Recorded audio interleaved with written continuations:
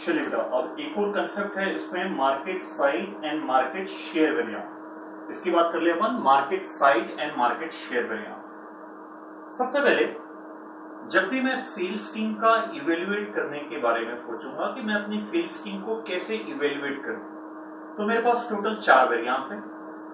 Sales volume variance, sales margin volume variance, market size variance and market share variance. Clear cut है, आप अपनी sales team को sales volume या sales margin volume variance के आधार पे इवेल्युएट नहीं कर सकते हैं, क्योंकि उसके आधार पे अगर आप उन्हें इवेल्युएट करेंगे तो कुछ अनकंट्रोलेबल फैक्टर को भी आप उसमें शामिल कर रहे हैं। इसीलिए लॉजिकल होगा कि आप अपने सेल्स मार्जिन वॉल्यूम वेरिएंस को 2 पार्ट में बाइफरकेट करें, market size variance and market share variance. इसके आधार पर अगर अब आप अपने बंदों को इवेल्युएट करोगे सेल्स टीम को, तो आपका डिसीजन ज्यादा प्रॉपर जाएगा। तो जो सेल्स मार्जिन वॉल्यूम वेरिएंस है, हम उसके 2 पार्ट करेंगे, मार्केट साइज वेरिएंस और मार्केट शेयर वेरिएंस। इन दोनों का अगर मैं टोटल कर दूं तो I will be at sales margin volume variance, जिसमें से साइज वेरिएंस को बोला गया है अनकंट्रोलेबल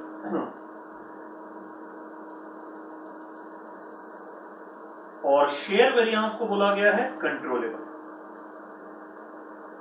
तो सिंपल भाषा में अगर मुझे अपनी सेल्स टीम को इवेल्युएट करना है तो मैं इवेल्युएट करूंगा on the basis of market share variance, क्योंकि वही फैक्टर है जो मेरे सेल्समैन के कंट्रोल में था। चलिए, वो है क्या ये कंसेप्ट? तो ये कंसेप्ट याद रखिएगा, ये 2 जगह काम आएगा आपको। सेल्स मार्जिन वॉल्यूम वेरिएंस को हम 2 पार्ट में बाइफरकेट करते हैं, एक है मार्केट साइज वेरिएंस, दूसरा है market share variance. What do you mean by market size variance? मैं समझा रहा हूं, फिर अपन इसका एक प्रैक्टिकल क्वेश्चन भी लेंगे। इंडस्ट्री में जो सेल कम ज्यादा हुई, इंडस्ट्री की बात कर रहा हूं, कंपनी की बात नहीं, इंडस्ट्री की बात कर रहा हूं। इंडस्ट्री में जो सेल कम ज्यादा हुई, उसके कारण मेरे बजटेड मार्केट शेयर के अकॉर्डिंगली मेरे ऊपर क्या इंपैक्ट आना चाहिए था। आई रिपीट, इंडस्ट्री में जो सेल कम ज्यादा हुई, कंपनी में नहीं इंडस्ट्री में, मेरे बजटेड मार्केट शेयर के हिसाब से उसका मेरे ऊपर क्या इंपैक्ट आना चाहिए था, that will be known as market size variance. इसलिए हमने इसको अनकंट्रोलेबल बोला है, क्योंकि इंडस्ट्री की सेल कम ज्यादा करना एक इंडिविजुअल कंपनी के हाथ में नहीं है, तो सेल्समैन के लिए अनकंट्रोलेबल है। मार्केट शेयर वेरिएंस का क्या मतलब है? जो भी इंडस्ट्री में सेल हुई उसमें आपके मार्केट शेयर को मेंटेन करने के लिए आपको कितनी सेल करनी चाहिए थी, और आपने उसी एक्चुअल इंडस्ट्री की सेल में आपने कितनी सेल किया है, इसको हम बोलेंगे मार्केट शेयर वेरिएंस। एक एग्जांपल के द्वारा समझते हैं, डेफिनेटली आपको इजी जाएगा। मैंने मारुति कंपनी का एग्जांपल लिया हूं। 4 व्हीलर इंडस्ट्री है, टोटल सभी कंपनियों ने मिला के सोचा था कि 10 लाख कार्स बेचेंगे ड्यूरिंग द पीरियड, ठीक है, जबकि बेची गई कितनी कार? सिर्फ 7 लाख। ड्यू टू रिसेशन बोल दो या ड्यू टू लॉकडाउन बोल दो, जो अभी करेंटली चल रहा है, अप्रैल में मैं बात कर रहा हूं, 17 अप्रैल को, तो लॉकडाउन की पोजीशन है, तो इसके कारण डेफिनेटली वॉल्यूम कम होगा, और लॉकडाउन अगर रीओपन भी हो रहा है आगे, तब भी उसका इफेक्ट तो आएगा रिसेशन का, ठीक है। 7 लाख हुई, तो इंडस्ट्री में सेल कितनी कम हुई? 3 लाख। पूरी इंडस्ट्री को मैं as a Maruti limited belong नहीं करता हूं, मैं उसका एक पार्ट हूं। मेरा पार्ट कितना है? मेरा पार्ट 20% है। ध्यान समझिएगा बेटा, इंडस्ट्री की सेल कितनी कम हुई? 3 लाख से कम हुई। कंट्रोलेबल अनकंट्रोलेबल है? टोटली अनकंट्रोलेबल, क्योंकि इंडस्ट्री एक सिंगल प्लेयर ट्राई नहीं करता है, मल्टीपल प्लेयर उस इंडस्ट्री को ट्राई करते हैं। तो 3 लाख की सेल इंडस्ट्री में कम हुई, तो अब मैं देख रहा हूं मेरे बजटेड मार्केट शेयर के हिसाब से मेरे ऊपर क्या इंपैक्ट आना चाहिए था। मेरा बजटेड मार्केट शेयर है 20%, तो 3 लाख का 20% जब मैं करूंगा तो आएगा 60,000 से मेरी सेल कम होनी चाहिए थी, क्योंकि इंडस्ट्री डाउनफॉल में गई है, रिसेशन में गई है। तो मार्केट साइज वेरिएंस देखिए बड़ा ही सिंपल है। सबसे पहले आप कंपेयर करेंगे budgeted output minus actual output, लेकिन ये दोनों आउटपुट किसके होंगे? इंडस्ट्री के।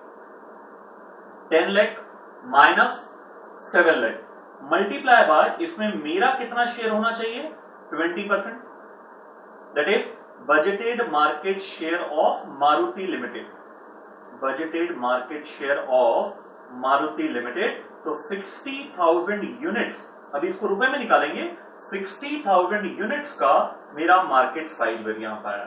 और जब मैं इसी को कंट्रीब्यूशन पर यूनिट से मल्टीप्लाई कर दूंगा, दैट इज बजटेड मार्जिन से मल्टीप्लाई कर दूंगा, तो यही मेरा कहलाएगा मार्केट साइज वेरिएंस। तो again I am repeating, industry की सेल कम ज्यादा होने के कारण जो मेरे ऊपर बजटेड मार्केट शेयर के हिसाब से इंपैक्ट आना चाहिए, that will be known as market size variance.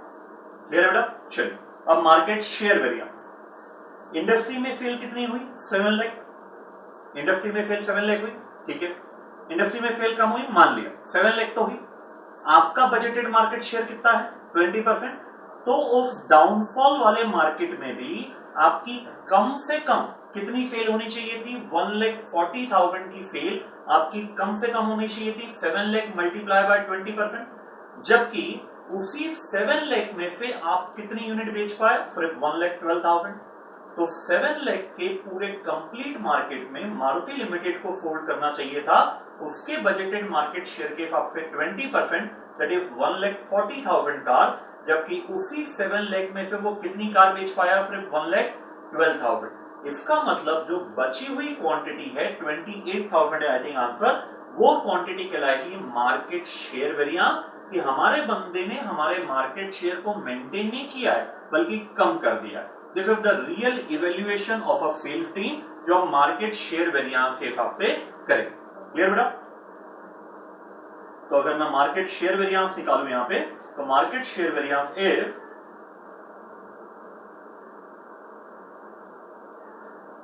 हमारी सेल कितनी हुई, पहले इंडस्ट्री की सेल 7 लाख, 7 लाख में से मेरी सेल कितनी होनी ही चाहिए थी 20%, सही है, माइनस जबकि उसी 7 लाख में से मैं सिर्फ कितनी सेल कर पाया, 1,12,000 की ही सेल कर पाया हूं, 1,12,000। तो जो सेल मुझे करनी चाहिए थी वो मैं नहीं कर पाया, and that sale will be denoted by market share variance. तो अभी अपन यूनिट्स में निकाल रहे हैं क्योंकि अपने पास अभी अमाउंट डिटेल अवेलेबल नहीं है, फाइनेंशियल डिटेल। तो इसको जब मैं बजटेड मार्जिन से मल्टीप्लाई कर दूंगा, I will get the market share variance. तो ध्यान रखिएगा बेटा, मार्केट साइज वेरिएंस और मार्केट शेयर वेरिएंस ये दोनों किसके कंपोनेंट है, सेल्स मार्जिन वॉल्यूम वेरिएंस के कंपोनेंट है। तो 2 क्वेश्चन में काम आएगा, वहां पे क्लियर कट आपको बोलेगा कि आपको रिकंसिलिएशन स्टेटमेंट करना है in as much detail as possible. तो उसको करते समय फिर आपको ध्यान में रखना है, अगर आपको मार्केट साइज और मार्केट शेयर की इंफॉर्मेशन दिया है और आपको बोला एक डिटेल रिकंसिलिएशन स्टेटमेंट आपको करना है, तो आपको सेल्स मार्जिन वॉल्यूम वेरिएंस नहीं यूज करके आपको सेल्स मार्केट शेयर वेरिएंस और मार्केट साइज वेरिएंस उन दोनों के बदले निकालना पड़ेगा, और इन दोनों का टोटल आपका आएगा sales margin volume variance. Clear है? अब आइए बेटा, कुछ कंसेप्ट क्वेश्चन अपन ने रिकंसिलिएशन स्टेटमेंट के किया था। उस कंसेप्ट क्वेश्चन में मैंने आपको बताया था सबसे पहले आपको जो स्टार्ट करना है वो स्टार्ट करना है हमेशा सेल्स वेरिएंस से।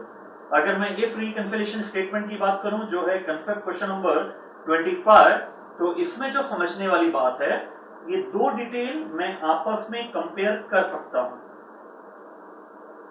लेकिन ये 2 डिटेल मैं आपस में कंपेयर नहीं कर सकता। जो कंपेयर कर पा रहा हूं वो इसलिए कंपेयर कर पा रहा हूं कि वो टाइम डिपेंडेंट वेरिएंस है सेल्स और फिक्स कॉस्ट। क्योंकि वो टाइम डिपेंडेंट वेरिएंस है इसलिए मैं उसको एक्चुअल को बजट के साथ कंपेयर कर पा रहा हूं, जबकि रॉ मटेरियल के लिए 20 लाख कंपेरेबल नहीं है। 20 लाख की जो रॉ मटेरियल कॉस्ट है वो 10,000 के बजटेड आउटपुट के लिए है, जबकि स्टैंडर्ड किस आधार पर कंप्यूट होगा, एक्चुअल आउटपुट के आधार पर मेरा स्टैंडर्ड कंप्यूट होता है। तो 20 लाख रुपए की मेरी रॉ मटेरियल कॉस्ट है 10,000 यूनिट्स के लिए। So it's very simple that you can calculate for 12,000 units of output how much raw material will be required. So the calculation is just as simple as this: 20 lakh divided by 10,000 into 12,000, it will come out to 24 lakh rupee of standard material cost will be compared with the actual raw material cost. तो ध्यान रखिएगा, इसमें यही important point है। दूसरा important point है इसमें जो 13-14 है और एक 14-15 है। 14-15 तो आपका रिसेंट ईयर है, एक्चुअल ईयर है, 1314 को by default, it's not necessary that each and every detail will be provided by the question, you have to assume on your own that the earlier year will be considered as the target year, budgeted year. Based on that budgeted year, you have to compare your actual details. तो 13-14 मेरे लिए कहलाएगा budgeted year और 14-15 मेरे लिए कहलाएगा actual year. तो 14-15 के डेटा को मैं बेस बना के 13-14 के डेटा को मैं बेस बना के 14-15 के रिजल्ट को मैं इवेल्युएट करूंगा. ठीक. थर्ड पॉइंट जो इसमें इंपॉर्टेंट है, sale price has been increase by 6% in the year 14-15. ठीक है, तो 14-15 में ऑलरेडी सेल प्राइस बढ़ चुकी है. ध्यान दीजिएगा, इस 63,60,000 में आपको अलग से 6% ऐड नहीं करना है, it has already been increase.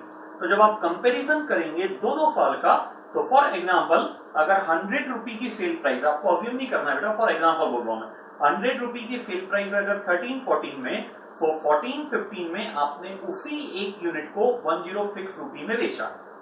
Similar is the case with material. Material की प्राइस भी 10% से बढ़ चुकी है. तो 13-14 में 10% रिफ्लेक्ट नहीं हो रहा है, आपको करना भी नहीं है, क्योंकि वो आपके लिए स्टैंडर्ड है, वो आपके लिए टारगेट है. 14-15 में ऑलरेडी 10% का इंपैक्ट आ चुका है.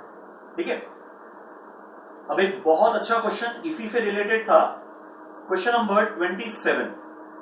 अभी आपने क्या किया था इस क्वेश्चन में, जब मैंने आपको बोला था स्टैंडर्ड आप मुझे रॉ मटेरियल कॉस्ट निकाल के बताइए, तो आपने एक सिंपल कैलकुलेशन किया था. 20 लाख को डिवाइड किया आपने 10,000 से, दैट इज बजटेड आउटपुट से, और मल्टीप्लाई कर दिया आपने एक्चुअल आउटपुट से. तो you will get the standard raw material cost. लेकिन जब आप क्वेश्चन नंबर 27 में जाएंगे, तो इस 27 में कहीं भी आपको आउटपुट डिटेल नहीं दिया है. आपको एक कहीं भी नहीं बताया बजटेड आउटपुट और एक्चुअल आउटपुट में डिफरेंस है क्या. तो मेरे पास दो तरीके हैं. पहला कि सर हम बिना सोचे क्या इसको मान ले, in the absence of information, कि बजटेड आउटपुट और एक्चुअल आउटपुट सेम है. नो वे, कभी भी आप ये वाला असम्पशन नहीं लेंगे बजटेड आउटपुट और एक्चुअल आउटपुट सेम है विदाउट एनी कैलकुलेशन. आपको एक कैलकुलेशन करना पड़ेगा. इसलिए जस्ट मैंने आपको बताया था, जब भी आप रिकैंसिलेशन स्टार्ट करें तो हमेशा आप सेल से स्टार्ट करें.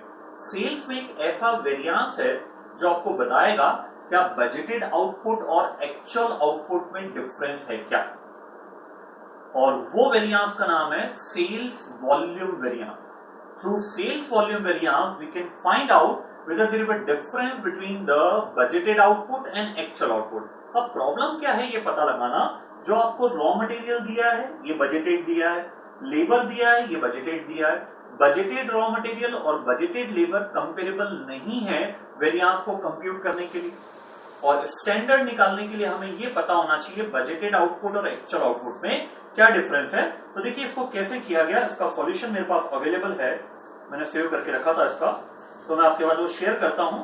अब देखिए फिर इसमें क्या तरीका होगा सॉल्व करने का. सबसे पहले हम सेल्स वेरिएंस में जाएंगे. सेल्स वेरिएंस में हमें सेल्स वॉल्यूम वेरिएंस बताएगा क्या बजटेड आउटपुट और एक्चुअल आउटपुट में कोई डिफरेंस है क्या. अगर कोई भी डिफरेंस नहीं होगा तो सेल्स वॉल्यूम वेरिएंस यहाँ पे 0 आ रहा होगा, निल आ रहा होगा. लेकिन अगर दोनों में डिफरेंस है तो या तो वॉल्यूम वेरिएंस फेवरेबल आ रहा होगा या एडवर्स आ रहा होगा.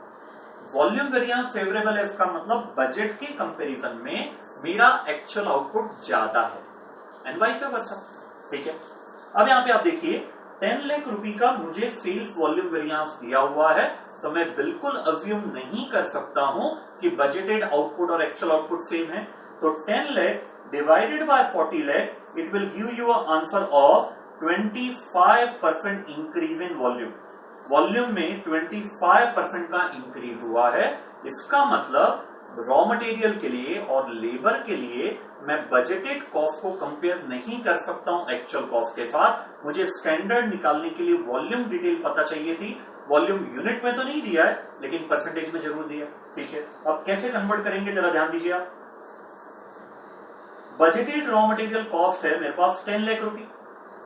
ये 10 लाख रुपए की बजटेड रॉ मटेरियल कॉस्ट कितने वॉल्यूम पर है, मुझे यूनिट्स में तो नहीं दिया, लेकिन मैं इसको परसेंटेज टर्म्स में जरूर बोल सकता हूं. अगर मेरा बजटेड आउटपुट 100% है तो मेरा एक्चुअल आउटपुट 125% होगा। व्हाट यू से, क्योंकि जस्ट अभी अपन ने कंप्यूट किया है कि बजटेड आउटपुट और एक्चुअल आउटपुट में 25% का इंक्रीज है। तो फॉर एग्जांपल 100 यूनिट्स नहीं बोल रहे बेटा, 100% बोल रहे हैं ना।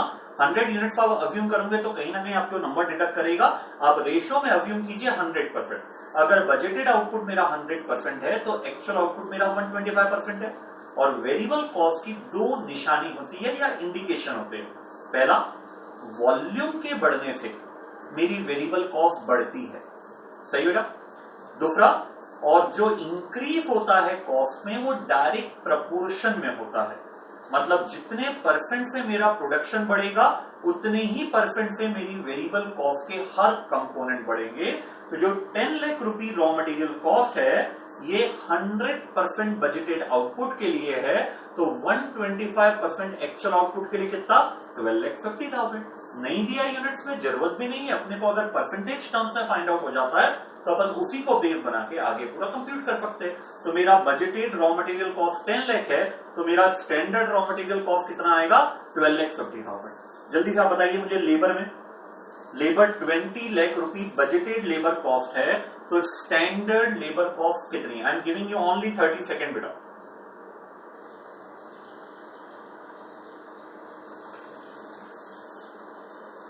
जल्दी से आप मुझे कम्युनिकेट करें।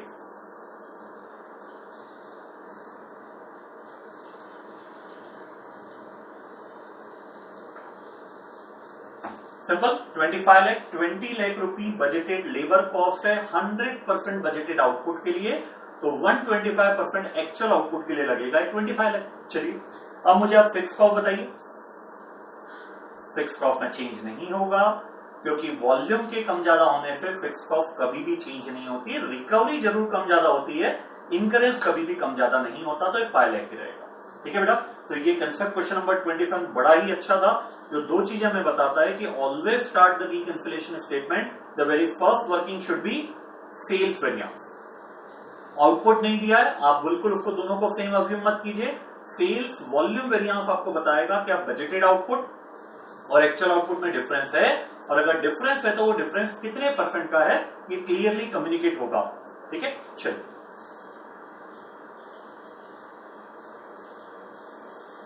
अब जो क्वेश्चन नंबर 4 था इसमें क्या स्पेशल है, इसमें गोल्डन रूल बड़ा काम आएगा बेटा, ध्यान दीजिए। पहली लाइन में बोल रहा है हमारे पास एक्चुअल आउटपुट 9600 यूनिट है, और ये पूरी हमें एक्चुअल डिटेल दिया हुआ है। फिर स्टैंडर्ड वेज रेट दिया है 4.5 और वेरिएबल वेज ओवरहेड रेट दिया है, रिकवरी रेट 7.5, और बजटेड आउटपुट हमें बताया 10,000 यूनिट्स। ठीक है, फिर कुछ एक वेरिएंस हमें निकाल के दिया है, टोटल 8 वेरिएंस हमें निकाल के दिया है। मटेरियल के दोनों वेरिएंस दिया है, वेजेस के दोनों, वेरिएबल रेट के दोनों, लेकिन फिक्स्ड ओवरहेड और सेल्स के एक एक वेरिएंस दिया है। जबकि बाय डिफॉल्ट जो रिकंसिलिएशन स्टेटमेंट के लिए, बाय डिफॉल्ट जो रिकंसिलिएशन स्टेटमेंट के लिए मेथड लगेगी वो हमेशा लगेगी एब्जॉर्प्शन कॉस्टिंग, और एब्जॉर्प्शन कॉस्टिंग में फिक्स्ड ओवरहेड के भी दोनों वेरिएंस निकलते हैं और सेल्स के भी दोनों वेरिएंस निकलेंगे। तो हमें दो वेरिएंस यहाँ पे कंप्यूट करना पड़ेगा, और वो दो वेरिएंस होंगे, एक तो वॉल्यूम वेरिएंस और दूसरा मार्जिन वॉल्यूम वेरिएंस, ये हमें कंप्यूट करने पड़ेंगे। ठीक है, अगर ये हम कंप्यूट कर लेते हैं तो हमारा रिकंसिलिएशन स्टेटमेंट प्रिपेयर हो जाएगा। ठीक है, अब रिकंसिलिएशन स्टेटमेंट की सबसे पहली स्टेप होती है you must know the budgeted profit and actual profit. Actual profit तो मुझे यहाँ पे दिया हुआ है 73,200।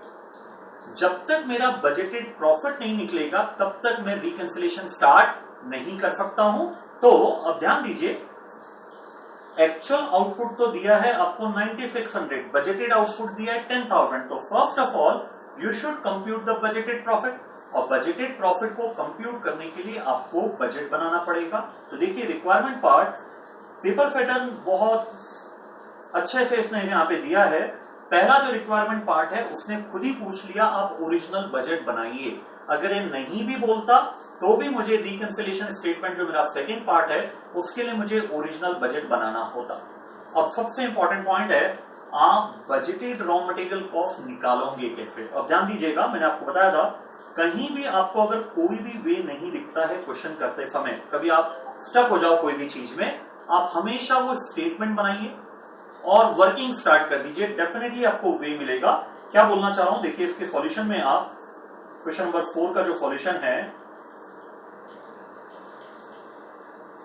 हमेशा आप सेल से स्टार्ट कीजिए तो आपको ये बजटेड सेल प्राइस पता लग गई, ठीक है। अब इंपॉर्टेंट है बजटेड रॉ मटेरियल कॉस्ट कैसे पता लगेगा। आपको इस क्वेश्चन में मटेरियल यूसेज वेरिएंस दिया है, मटेरियल प्राइस वेरिएंस दिया है, आपको एक्चुअल रॉ मटेरियल कॉस्ट दिया है। एक काम कीजिए, actual raw material cost, material price variance और मटेरियल यूसेज वेरिएंस के लिए आप यूज करके पहले आप स्टैंडर्ड रॉ मटेरियल कॉस्ट निकाल लीजिए। निकाल लिया? अब लगाइए आप गोल्डन रूल नंबर 2, ध्यान सुनिएगा बेटा, बड़ा इंपॉर्टेंट है। स्टैंडर्ड रॉ मटेरियल कॉस्ट निकल गई। स्टैंडर्ड किसके आधार पे निकलता है? एक्चुअल आउटपुट के लिए। अब लगाइए आप गोल्डन रूल नंबर 2, स्टैंडर्ड भी एक बजट है। गोल्डन रूल नंबर 2, स्टैंडर्ड भी एक बजट है।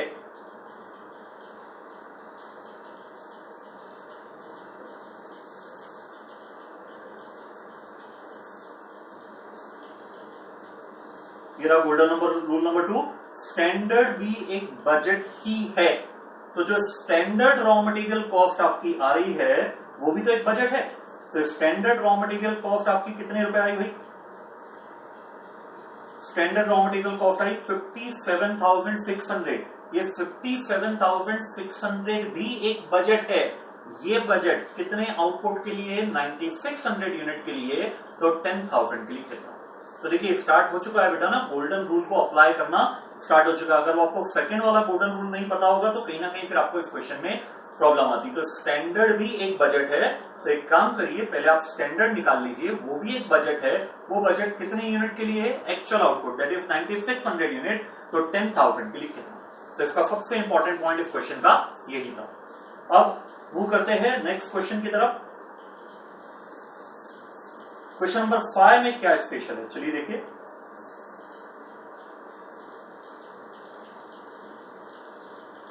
क्वेश्चन नंबर 5 में सबसे इंपॉर्टेंट चैलेंज है, ये कहीं से पता लगता ही नहीं। जैसे आज 2 क्वेश्चन अपन कर रहे हैं इंक्लूडिंग दिस क्वेश्चन, एक तो क्वेश्चन नंबर 2 से कहीं नहीं पता लगता था कि वो स्टैंडर्ड कॉस्टिंग का क्वेश्चन है। Similar is with question number 5, इससे कहीं भी हमें पता नहीं लग रहा है कि स्टैंडर्ड कॉस्टिंग का क्वेश्चन है। मैं दे रहा हूं आपको 2 मिनट्स, आप पता लगाइए। अगर एग्जामिनेशन की भीड़ में 3 आवर्स की भीड़ में अगर ये क्वेश्चन आता है तब इसको पहचानोगे कैसे?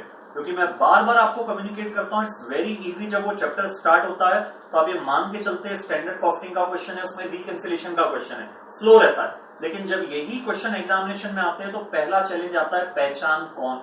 तो आपको पहचानना पड़ेगा, कुछ हिंट तो अवेलेबल है, आप पहचानिए इसमें क्या वो हिंट अवेलेबल है जिसके द्वारा मैं इसको स्टैंडर्ड कॉस्टिंग में रिकैंसिलेशन स्टेटमेंट का क्वेश्चन बोलूंगा। मैं आपको दे रहा हूं बेटा 2 मिनट्स, पढ़िए आप क्वेश्चन नंबर 5।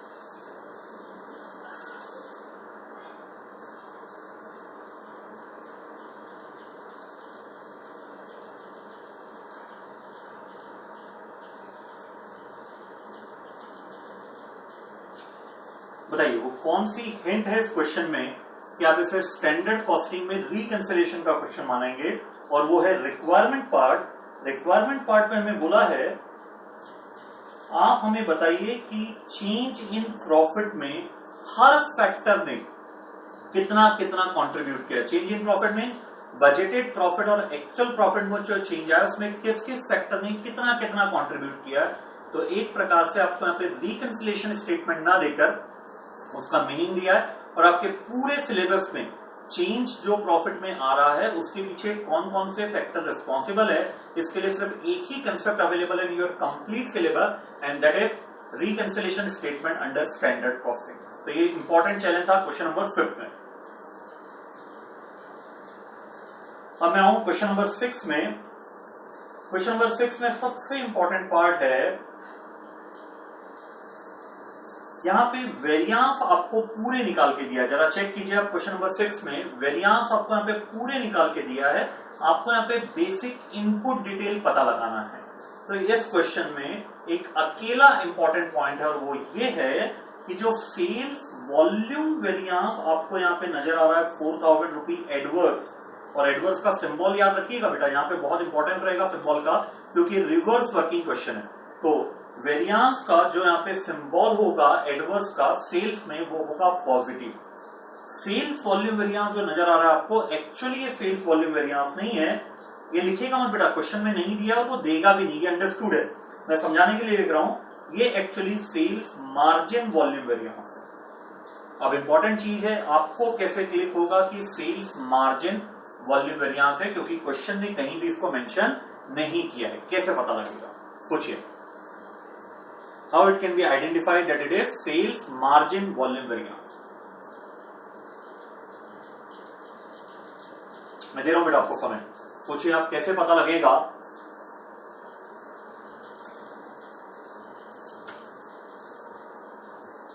ये सेल्स मार्जिन वॉल्यूम वेरियांस है। बहुत सिंपल सा लॉजिक है इसका। जो वेरियांस आपको दिया हुआ है वो रिकंसिलिएशन स्टेटमेंट में दिया हुआ है। It is nothing but a reconciliation statement. Budgeted profit से उन्होंने स्टार्ट किया और एक्चुअल प्रॉफिट तक हो गए हैं। तो रिकंसिलिएशन स्टेटमेंट में अगर सेल से रिलेटेड कोई भी वेरियांस आएंगे तो वो हमेशा हमेशा मार्जिन वेरियांस ही होंगे। सेल से रिलेटेड अगर कोई भी वेरियांस आएंगे तो हमेशा हमेशा वो मार्जिन वेरियांस ही कहलाएंगे। क्लियर है? चलो अब आते हैं अपन मार्जिनल कॉस्टिंग में, है ना। मार्जिनल कॉस्टिंग का रिकंसिलिएशन स्टेटमेंट देखिए आप। मैं आ रहा हूं क्वेश्चन नंबर 30 में, पहले 31। क्वेश्चन नंबर 31 ये पहला क्वेश्चन है आपके पास जिसमें आपको मार्जिनल कॉस्टिंग मेथड के द्वारा रिकंसिलिएशन करना है। पहले रिकॉल करा दीजिए, मार्जिनल कॉस्टिंग मेथड में हम fixed overhead volume variance compute नहीं करेंगे।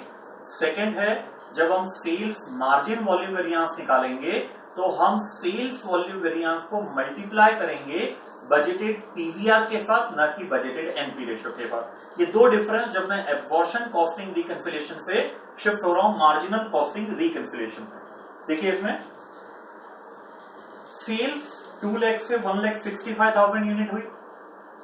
सेल्स वैल्यू 21 लाख से 16,92,900 हुआ। यहां पे जो सबसे पहला ट्रैप है इस क्वेश्चन में वो ये है कि ये वेरियांस आपके कोई भी काम का नहीं है।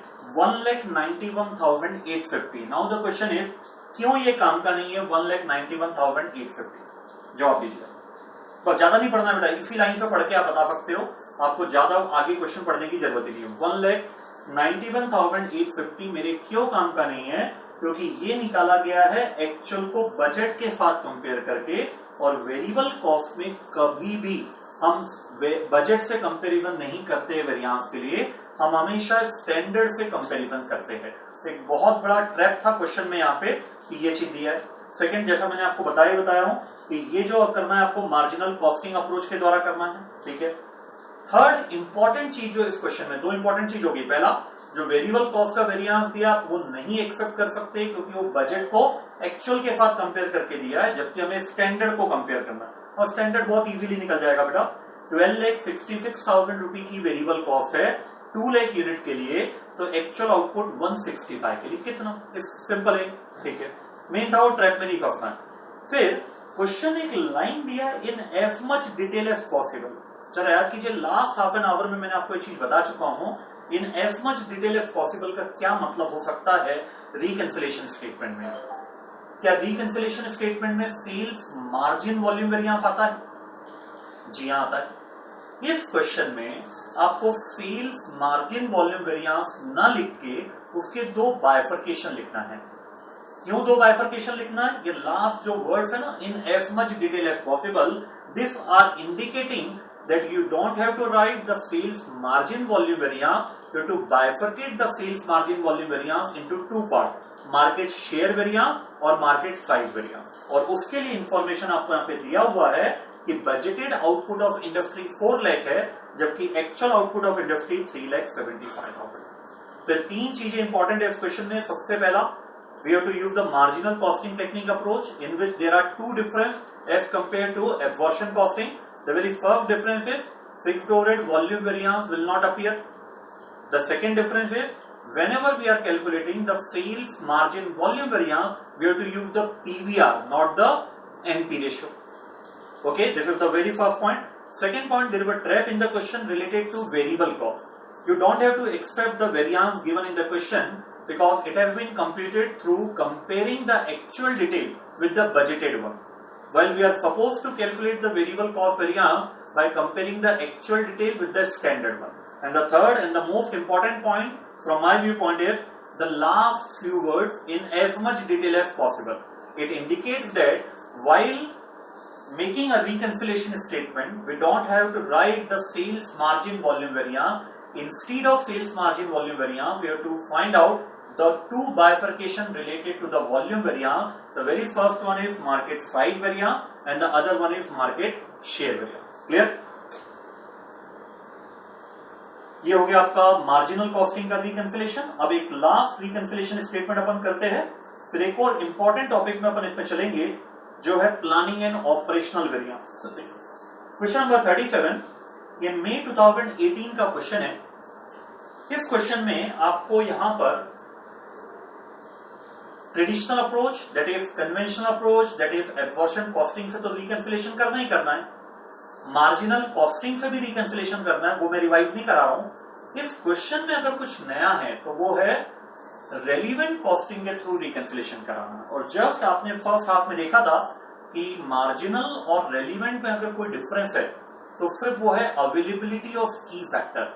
अगर अवेलेबिलिटी ऑफ की फैक्टर है तो वो रिकंसिलेशन होगा फिर हमारा रेलिवेंट कॉस्टिंग के थ्रू। देखिए इस सिचुएशन में हमें दो बोला है कि आपको रेलिवेंट कॉस्ट मेथड यूज करना है, जिसमें पहली सिचुएशन हमें मान के चलना है मटेरियल इज की फैक्टर और सेकेंड सिचुएशन हमें मान के चलना है लेबर इज की फैक्टर। और जो थर्ड सिचुएशन है, although the relevant cost method is use but since there is no key factor that is a marginal costing method. Okay, so देखिए क्या बेसिक है इसका। जब भी आप रिकंसिलेशन करेंगे रेलिवेंट कॉस्टिंग के थ्रू, तो पहले तो बताऊं क्या क्या बिल्कुल सेम रहने वाला है, वो मैं आपको एक्सप्लेन कर देता हूं।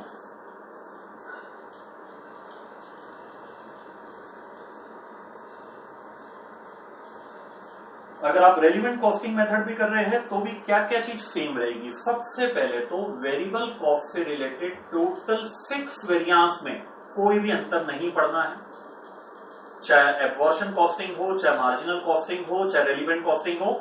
मटेरियल के दो वेरिएंस, लेबर के दो वेरिएंस, वेरिएबल रेट के दो वेरिएंस, इन पे कोई इंपैक्ट नहीं आएगा whatever method you are using. Clear? The very first point. The second point, while calculating the fixed overhead variance, both the variance will be computed under absorption costing, while only expenditure variance will be computed under marginal and relevant costing method. This is second point. And the last third point, related to sales, there will be no difference when computing the sales margin price variance.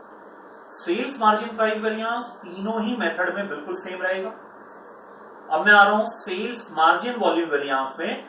जब मैं absorption costing लूंगा तो मैं उसमें net profit use करूंगा, जब मैं marginal costing लूंगा तब मैं उसमें पीवीआर यूज करूंगा। अब इंपॉर्टेंट पॉइंट, यही डिफरेंस है इस क्वेश्चन में। जब मैं रेलिवेंट कॉस्टिंग यूज करूंगा तो मैं ये चेक करूंगा कि जो सेल्स मार्जिन वॉल्यूम वेरिएंस आ रहा है इसके लिए हु इज रिस्पॉन्सिबल। आप बोलेंगे सर इसमें क्या सोचना है, आपने सेल्स लिखा है तो सेल्स में नहीं रिस्पॉन्सिबल होगा। नहीं, रेलिवेंट कॉस्टिंग बोलता है जो सेल्स मार्जिन वॉल्यूम वेरिएंस आ रहा है उसको आपको चेक करना पड़ेगा हु इज रिस्पॉन्सिबल। दो बंदे रिस्पॉन्सिबल हो सकते हैं कंबाइंडली, या कोई एक बंदा भी रिस्पॉन्सिबल हो सकता है, depend upon the data given in the question. The very first department that can be responsible is the production department. and the other department naturally that can be held accountable for this variance is sales department. Now the important question is how to bifurcate the responsibility amount. It's very easy to calculate the sales margin volume variance as sales volume variance into budgeted PVR ratio. The important challenge, or I would say the only challenge available in a relevant costing method is to bifurcate this sales margin volume variance into production department and sales department. The logic is very simple. Please pay attention on the screen बेटा. अगर मेरा की factor resources waste हुआ है, मतलब ज्यादा लग गया, चाहे वो मटेरियल हो चाहे वो लेबर हो, की फैक्टर रिसोर्सेज अगर मेरा वेस्ट हुआ है, इस वेस्टेड की फैक्टर रिसोर्सेज पर बहुत ध्यान समझिएगा बेटा, बस इतना सा, ये 2 मिनट का अगर आप पूरा ध्यान देंगे तो आपको 100% एक चीजें दिमाग में बैठेगी, आप एग्जाम में भी इसको रिप्रोड्यूस कर पाएंगे. रेलिवेंट कॉस्टिंग मेथड में अकेला अगर डिफरेंस है as compare to marginal costing method, वो है कि सेल्स मार्जिन वॉल्यूम वेरिएंस जो आपका आया है उसके लिए मैं किसे रिस्पॉन्सिबल मान. तो 2 डिपार्टमेंट रिस्पॉन्सिबल हो सकते हैं. The very first one is production department, the other is sales department. जो की फैक्टर वेस्ट हुए हैं उसके लिए जवाबदार है प्रोडक्शन डिपार्टमेंट. अब वो की फैक्टर अगर मटेरियल है, अगर वो की फैक्टर मटेरियल है तो मटेरियल यूसेज वेरिएंस में हम उसको लिखेंगे. अगर वो की फैक्टर लेबर है तो जो की फैक्टर लेबर के वेस्ट हुए हैं हम उसको लेबर एफिशिएंसी वेरिएंस में लिखेंगे. अब ध्यान दीजिएगा इसका अमाउंट कैसे कंप्यूट होगा. जो भी की फैक्टर रिसोर्सेज वेस्ट हुए हैं उन पर जो कंट्रीब्यूशन लॉस हुआ है, जो भी की फैक्टर रिसोर्सेज वेस्ट हुए हैं उन पर जो कंट्रीब्यूशन लॉस हुआ है, that will be the responsibility of production department. अब वो डिपेंड करेगा, अगर वो मटेरियल की फैक्टर है तो मैं मटेरियल यूसेज वेरिएंस के साथ ऐड कर दूंगा. वर्ड को ध्यान सुनिएगा, ऐड कर दूंगा, मतलब जो वेरिएंस पहले से आ रहा है वो तो आएगा मटेरियल यूसेज में, उसके अलावा ये कंट्रीब्यूशन लॉस भी आ जाएगा.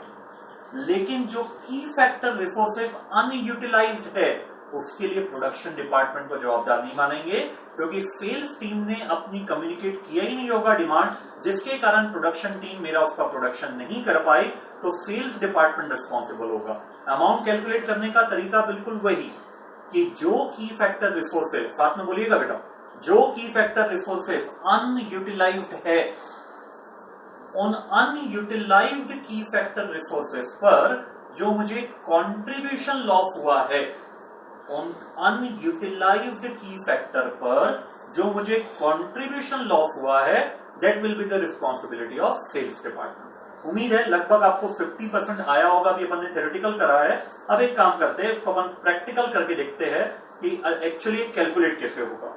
जैसे क्वेश्चन नंबर जो मेरा 37 है, मैं पहले चीजें एक डायग्राम बना लेता हूं. रॉ मटेरियल अगर की फैक्टर है तो मुझे 3 चीजों की जरूरत पड़ेगी. पहला, standard quantity of raw material, actual quantity of raw material और सप्लाई. जब आप क्वेश्चन की रिक्वायरमेंट पार्ट देखेंगे तो आपको एक चीजें तो रेडीमेड दिख रही है आपको कि आपके पास सप्लाई 20,000 kgs का है, ठीक है. इसके अलावा आपको एक एक्चुअल डिटेल भी पता लगेगी कि आपने एक्चुअली 20,000 kg कंज्यूम भी कर लिया. ये वाला 20,000 बेटा, ये वाला नहीं है ना, ये वाला 20,000 एक्चुअल. तो देखिए 20,000 kg मेरे पास अवेलेबिलिटी है.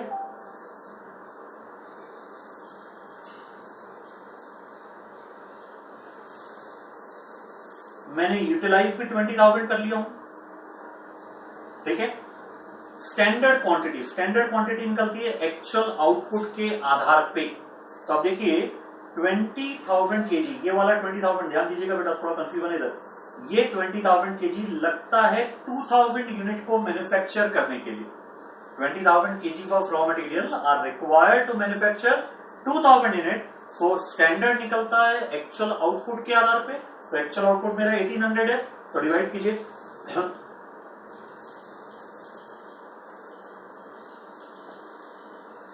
20,000 kg divided by 2000 into 1800 it is equal to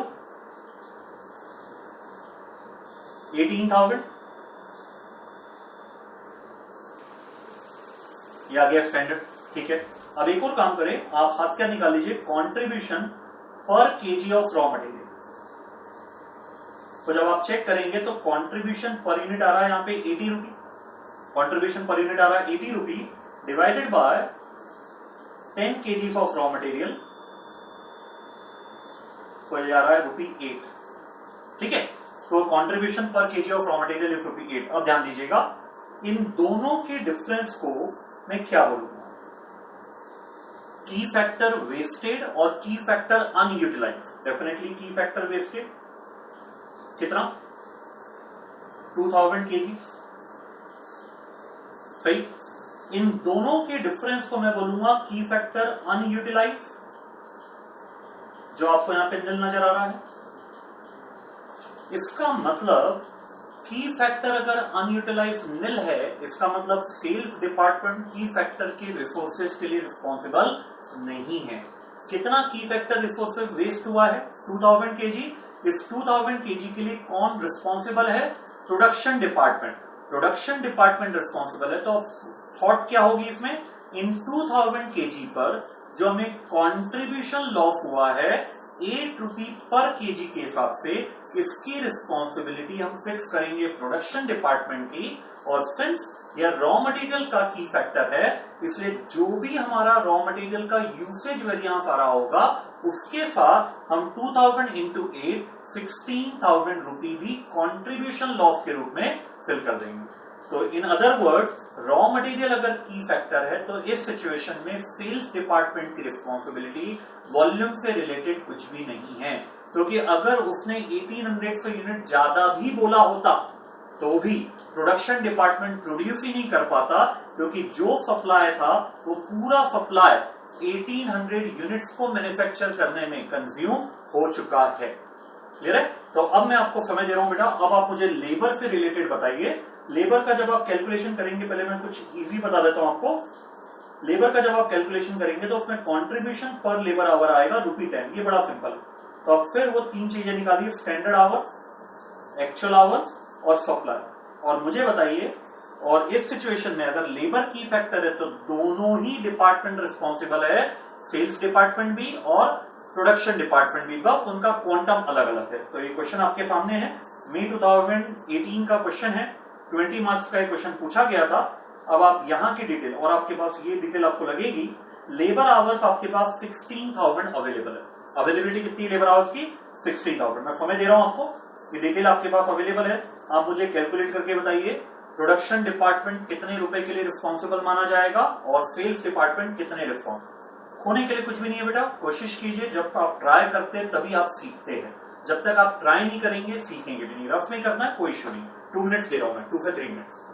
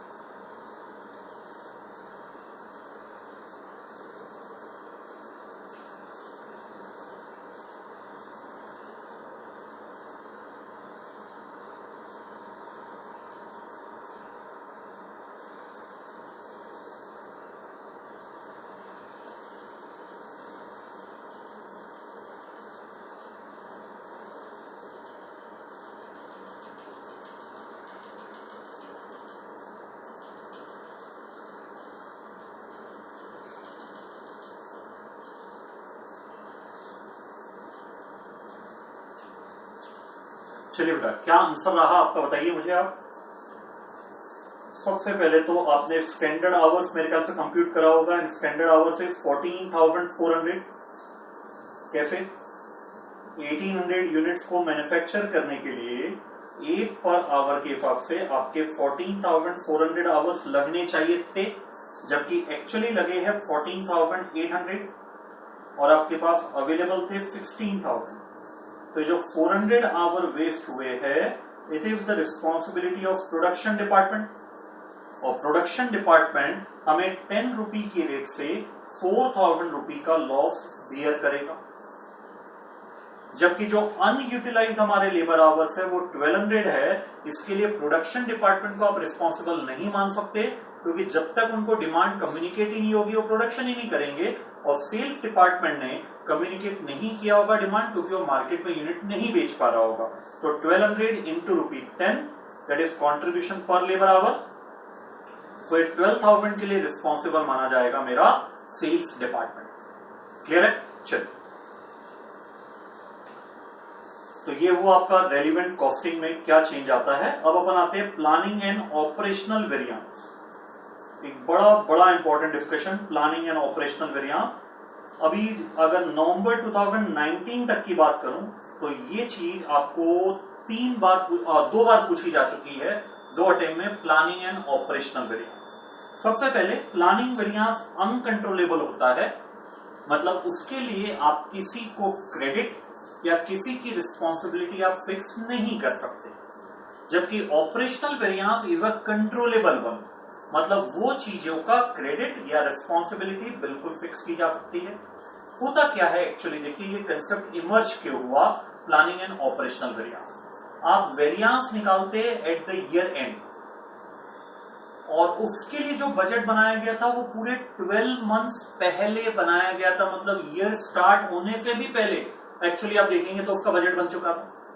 आप ये कैसे मान सकते हैं कि 1 अप्रैल 2020 को जो आपने बजट बनाया है वही पूरा टारगेटेड डिटेल पूरे साल भर कंटिन्यू रहेगी?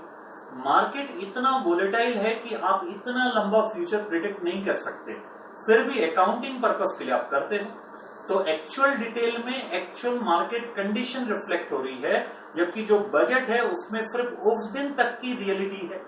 इस ड्यूरेशन में, 12 मंथ्स के ड्यूरेशन में अगर कोई अनकंट्रोलेबल चेंज आया है वो तो आपने उसमें रिफ्लेक्ट ही नहीं किया। मान के चलिए क्रॉप खराब हो गई तो डेफिनेटली उसका सप्लाई कम होगा, डिमांड तो उतनी ही है, तो डेफिनेटली क्या हुआ होगा, प्राइस बढ़ी होगी। जस्ट अपोजिट कर दो, अगर क्रॉप बहुत अच्छी हुई है तो डिमांड उतनी है, सप्लाई बढ़ चुकी है, तो प्राइस डाउन होगी। It is totally uncontrollable. आप जो मटेरियल यूज करते थे अब वो मटेरियल मार्केट में अवेलेबल ही नहीं है, so you are force to use another alternate material.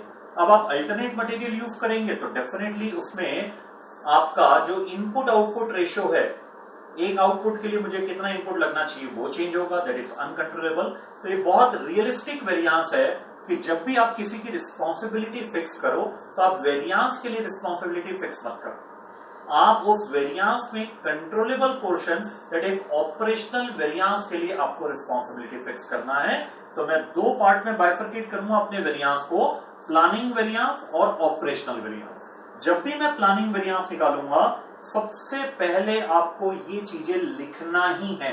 अगर आपने चीजें नहीं लिखा तो फिर कहीं ना कहीं एरर होने के चांस रहेंगे कि प्लानिंग वेरिएंस में मैं ओरिजिनल स्टैंडर्ड को कंपेयर करूंगा किसके साथ, रिवाइज्ड स्टैंडर्ड के साथ। अब ध्यान दीजिएगा, प्लानिंग वेरिएंस है, आप कंपेयर कर रहे हो ओरिजिनल स्टैंडर्ड को रिवाइज स्टैंडर्ड के साथ। इस पूरे कंपैरिजन में कहीं भी एक्चुअल डिटेल नहीं आ रही है। तो जब मैं अनकंट्रोलेबल वेरिएंस निकाल रहा हूं, दैट इज प्लानिंग वेरिएंस निकाल रहा हूं, तो मैं दोनों जगह स्टैंडर्ड कंपेयर कर रहा हूं। एक स्टैंडर्ड है मेरा बजट बनाते समय जो साल के शुरुआत में मैंने सोचा था, और एक स्टैंडर्ड है कि अगर आज की मार्केट कंडीशन को ध्यान में रखकर बजट बनाया गया होता, बनाया गया होता तो वो कहलाएगा मेरे लिए रिवाइज स्टैंडर्ड। ठीक है, अब देखिए इसको भी सॉल्व करने का तरीका पूरा वही है जो आपने ऑलरेडी किया हुआ है। अगर मैं रॉ मटेरियल की बात करूं, मैं स्टार्ट कर रहा हूं रॉ मटेरियल से, तो हर कॉलम मल्टीप्लाई होगा क्वांटिटी इनटू प्राइस। रूल वही है बेटा, क्वांटिटी इनटू प्राइस। ठीक है, ये हो गया 3 कॉलम बनने थे, 3 कॉलम बनाया, चाहे कितने भी कॉलम बने, हर कॉलम क्वांटिटी इनटू प्राइस से मल्टीप्लाई होगा। पहले कॉलम में जो क्वांटिटी आती है वो स्टैंडर्ड आती है। अब ध्यान दीजिएगा, अब ये बड़ा इंपॉर्टेंट है, बाकी जितने कॉलम में क्वांटिटी आती है वो एक्चुअल आती है। लेकिन जब आप प्लानिंग वेरिएंस देखते हैं यहाँ पे तो एक्चुअल कुछ है ही नहीं। तो एक्चुअल का मतलब यहाँ पे क्या है, रिवाइज स्टैंडर्ड से। तो स्टैंडर्ड मतलब ओरिजिनल स्टैंडर्ड, और एक्चुअल डिटेल तो यहाँ पे कंपेरेबल ही नहीं होती है। तो यहाँ पे अब एक्चुअल के बदले पर आपको क्या लिखना पड़ेगा, रिवाइज स्टैंडर्ड। ये थोड़ा सा मॉडिफिकेशन हुआ जो अपने 3 रूल पढ़ा था। फिर लास्ट कॉलम में कौन सी प्राइस आती थी, एक्चुअल। जब आप देखेंगे तो इस ओरिजिनल स्टैंडर्ड और रिवाइज स्टैंडर्ड में कहीं भी एक्चुअल नहीं है, तो एक्चुअल को यहाँ पे कौन रिप्लेस कर रहा है, रिवाइज स्टैंडर्ड। बाकी सब जगह जो प्राइस आएगी वो स्टैंडर्ड। तो सिंपली बेटा क्या ध्यान रखना है, हम नॉर्मली कंपेयर करते हैं स्टैंडर्ड को एक्चुअल के साथ। तो जो अपने रूल ड्राफ्ट किया था वो इसी हिसाब से किया था कि बचे हुए कॉलम में जो क्वांटिटी आएगी वो स्टैंडर्ड आएगी। लेकिन चूंकि प्लानिंग वेरिएंस में मैं एक्चुअल को कंपेयर ही नहीं करता हूं, मैं ओरिजिनल स्टैंडर्ड को रिवाइज स्टैंडर्ड के साथ कंपेयर करता हूं, तो यहाँ पे एक्चुअल टर्मिनोलॉजी को रिप्लेस कर देगा कौन, रिवाइज स्टैंडर्ड। ये हो गया आपका प्लानिंग में मटेरियल प्राइस वेरिएंस, ये हो गया प्लानिंग में आपका material usage variance. Student community मानती है बड़ा टफ है, कहां टफ है बेटा, आप अगर एक प्रॉपर अप्रोच के थ्रू चले तो आपको इस सब्जेक्ट में 60 मार्क्स स्कोर करने में कोई बहुत ज्यादा प्रॉब्लम नहीं आएगी। मैं पास होने का नहीं बोल रहा हूं, मैं इसको 60 मार्क्स का बोल रहा हूं।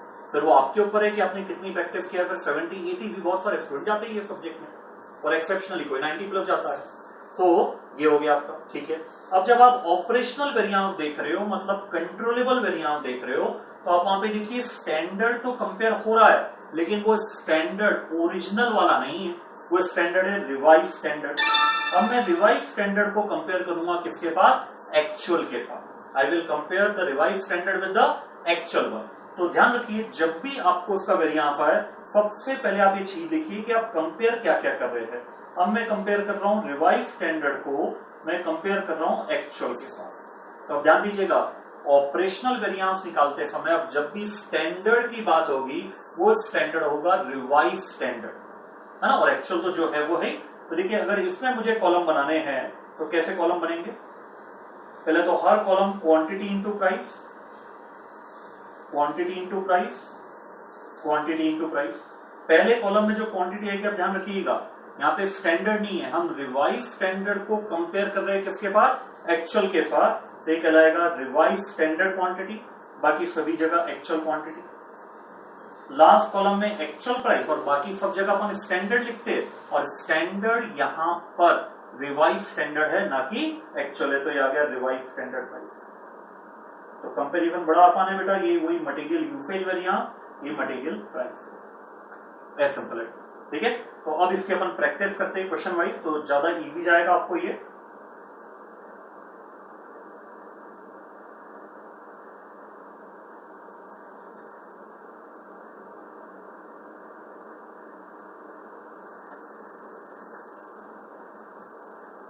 अब आइए क्वेश्चन नंबर 14, ये मॉड्यूल में आपको मिल जाएगा, मैं आपको समय दे रहा हूं, जल्दी से आप मुझे प्लानिंग और ऑपरेशनल वेरिएंस निकाल के बताइए इस क्वेश्चन में। क्वेश्चन नंबर 14 में I am giving you 3 to 4 minute, try जरूर करिएगा बेटा, रिक्वेस्ट है आपसे, ट्राई जरूर करिए, क्योंकि उसी से आप अपने कंफ्यूजन को दूर कर पाएंगे, है ना, वही गलतियों से आप सीख पाएंगे। तो रफ पेज उठाइए, जो अपन ने अभी पढ़ा है उसको एक बार आप ट्राई कीजिए क्वेश्चन नंबर 14 के थ्रू, कि मॉड्यूल में भी अपनी अप्रोच से कीजिए। आप यहाँ पे ट्रेडिशनल नहीं भी निकालेंगे चलेगा, ट्रेडिशनल का मतलब ओरिजिनल स्टैंडर्ड को एक्चुअल से कंपेयर करना। अपना जो नई लर्निंग है वो यहाँ पे है planning and operational variance. Planning में याद रखिएगा ओरिजिनल स्टैंडर्ड को रिवाइज स्टैंडर्ड के साथ कंपेयर करना है, और ऑपरेशन में रिवाइज स्टैंडर्ड को एक्चुअल के साथ कंपेयर करना है। क्लियर है, चलो करिए, 4 से 5 मिनट है आपके पास।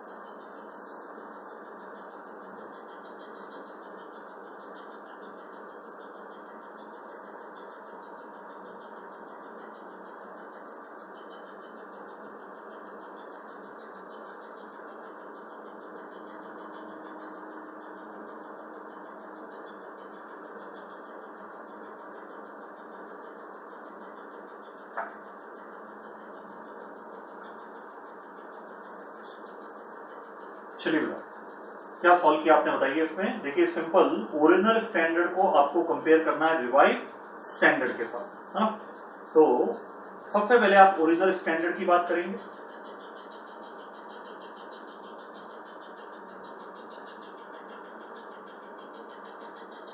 एक क्वेश्चन मैं आपको सॉल्व करा के बता देता हूं। प्लानिंग वेरिएंस में मैं कंपेयर करूंगा ओरिजिनल स्टैंडर्ड को रिवाइज स्टैंडर्ड के साथ।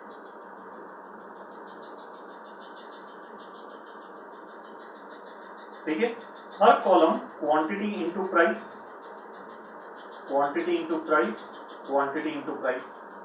पहले कॉलम में जो क्वांटिटी आएगी वो स्टैंडर्ड। अब आप देख रहे हो कहीं भी यहाँ पे एक्चुअल है ही नहीं, तो एक्चुअल वर्ड को रिप्लेस कौन कर रहा है? Revise standard quantity, revise standard quantity. Last column में एक्चुअल प्राइस आती है, लेकिन यहाँ पे एक्चुअल टर्मिनोलॉजी है ही नहीं, तो रिवाइज स्टैंडर्ड प्राइस और ये हो गई स्टैंडर्ड प्राइस। तो जब आप क्वेश्चन देखेंगे तो उस क्वेश्चन में आपको पता लगेगा सब कुछ आपको यहाँ पे रेडीमेड दिया हुआ है। Everything is given in the question, just you have to cut copy paste. It's 1100 into 1 hours, okay. तो ये दिया हुआ है आपको 1100 आवर्स। रिवाइज स्टैंडर्ड भी आपको दिया हुआ है 1100 into 0.8, it is 880। Standard price आपको दिया हुआ है 10 और रिवाइज स्टैंडर्ड प्राइस भी है ₹10। ये कंप्लीट हो गया आपका प्लानिंग वेरिएंस।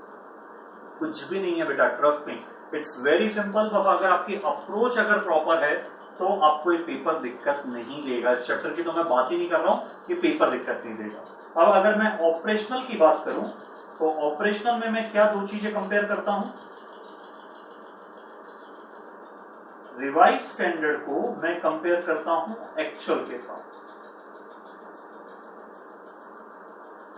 तो ध्यान दीजिए, यहां पे भी quantity into price, quantity into price, quantity into price.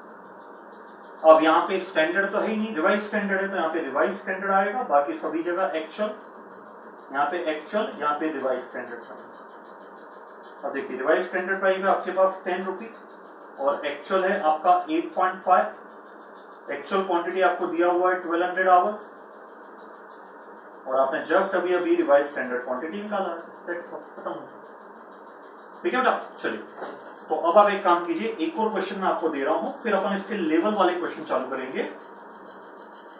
अभी आप करें क्वेश्चन नंबर 15। क्वेश्चन नंबर 15 मैं चाहूंगा कि जो बच्चों के पास नोट्स नहीं है, जो पीडीएफ के थ्रू क्वेश्चन रेफर कर रहे हैं, मैं चाहूंगा ये क्वेश्चन बेटा आप स्क्रीन से देख के ही करो, है ना। आप अभी वो अपना स्टडी मटेरियल को इसमें रेफर मत कीजिए, स्क्रीन से देखकर ही ये क्वेश्चन करिए और मुझे जल्दी से रफ पेज में प्लानिंग और ऑपरेशनल वेरिएंस निकाल के बताइए। एक बहुत अच्छी लर्निंग जो आपने सीखा था उसको रिवाइज करने का समय आ चुका है क्वेश्चन नंबर 15 में। समय दे रहा हूं आपको, पूरे 5 मिनट है आपके पास। ट्राई कीजिए 5 मिनट्स में कि क्वेश्चन आप पूरा कर पाए रफ पेज में। फिर प्लानिंग और ऑपरेशनल रिक्वायरमेंट पार्ट को भी हटा दीजिए, नहीं करना है हमें, उसके अकॉर्डिंगली अभी रिवीजन में हमें सिर्फ प्लानिंग और ऑपरेशन जो न्यू लर्निंग है हमारी, उसको हमें रिवाइज करना है। ठीक है, 5 मिनट्स आपके।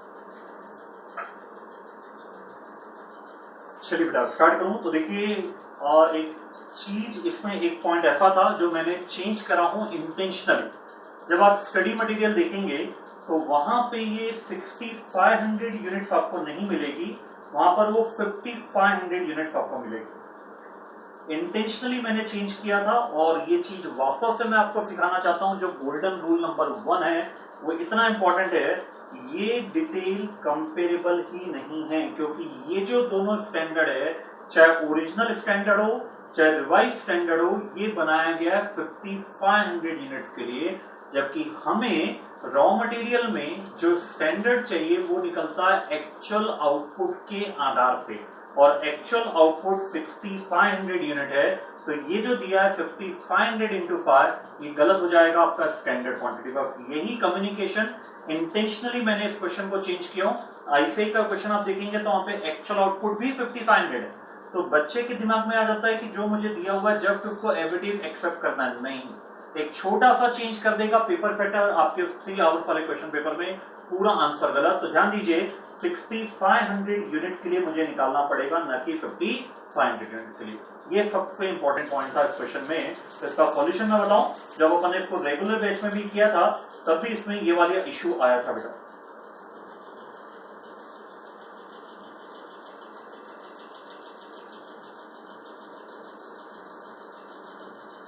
कौन सा क्वेश्चन है ये? Question number 15।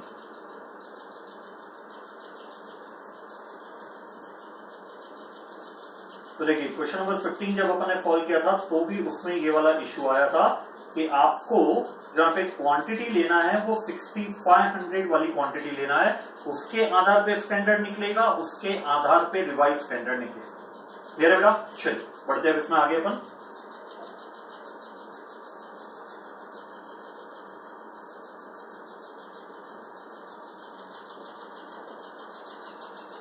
क्वेश्चन नंबर 16 अपने आप में एक बड़ा सिंपल क्वेश्चन है। सब चीजें आपको यहाँ पे दिया हुआ है, जस्ट आपको उसको फॉर्मेट में लिख के तैयार कर देना। ठीक है, बस एक चीज मैं आपको बता देता हूं, ये चीज जब आप प्रैक्टिस करते हैं तो माइट भी आप बोल चुके हो, ये डिटेल और ये डिटेल आपस में इसीलिए कंपेरेबल है क्योंकि दोनों का आउटपुट सेम है। ये एक्चुअल आउटपुट है 1164 का, जबकि स्टैंडर्ड है। अब स्टैंडर्ड हमें चाहिए एक्चुअल आउटपुट के आधार पे। कैसे मानेंगे एक्चुअल आउटपुट के आधार पे स्टैंडर्ड दिया है? तो ये चीजें मैं आपको एक बार बता देता हूं, ये चीजें आपको हमेशा ध्यान रखना है।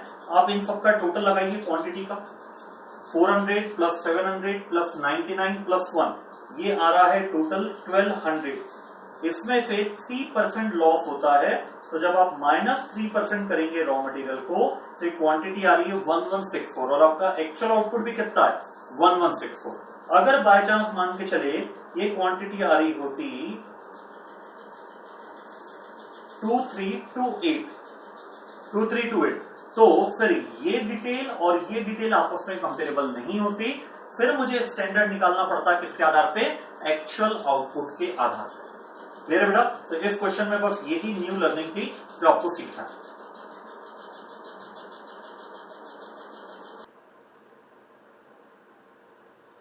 चलिए बेटा अब आते हैं अपन क्वेश्चन नंबर 17 में। देखिए क्वेश्चन नंबर 17 में क्या स्पेशल है।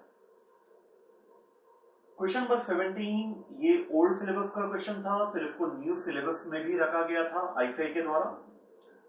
इसमें आपको न सिर्फ मटेरियल से रिलेटेड बल्कि लेबर से रिलेटेड भी planning and operational variance find out करना है क्वेश्चन नंबर 17 में। सबसे पहले मैं इसके रिक्वायरमेंट पार्ट में आऊंगा। जब आप इसका रिक्वायरमेंट पार्ट पढ़ेंगे तो यहाँ पे सिर्फ और सिर्फ आपको प्लानिंग और ऑपरेशनल वेरिएंस नहीं निकालना है, यहाँ पे आपको एक रिकंसिलिएशन स्टेटमेंट देना है।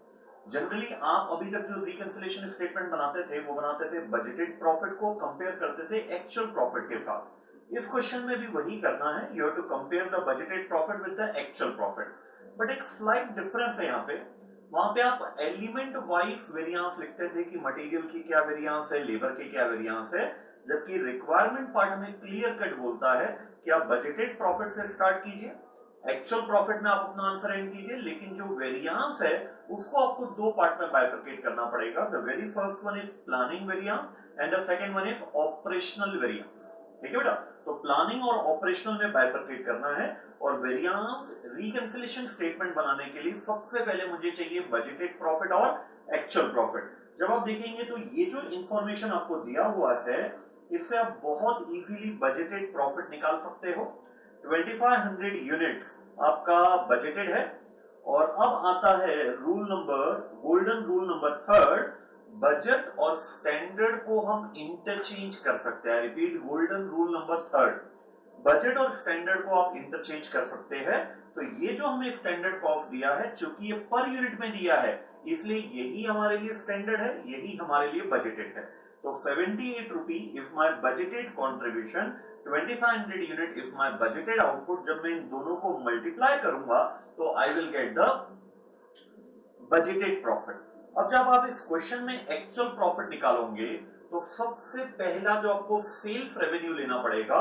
सेल्स रेवेन्यू दो चीजों का मल्टीप्लिकेशन है, आउटपुट वो गिवन है हमें 2850, लेकिन इस क्वेश्चन में कहीं भी आपको एक्चुअल सेल प्राइस दिया हुआ नहीं है, नहीं कोई भी ऐसी हिंट दिया है जिसके द्वारा आप एक्चुअल प्रॉफिट निकाल सकते हैं। तो एक्चुअल प्रॉफिट यहां पे कहीं भी दिया हुआ नहीं है।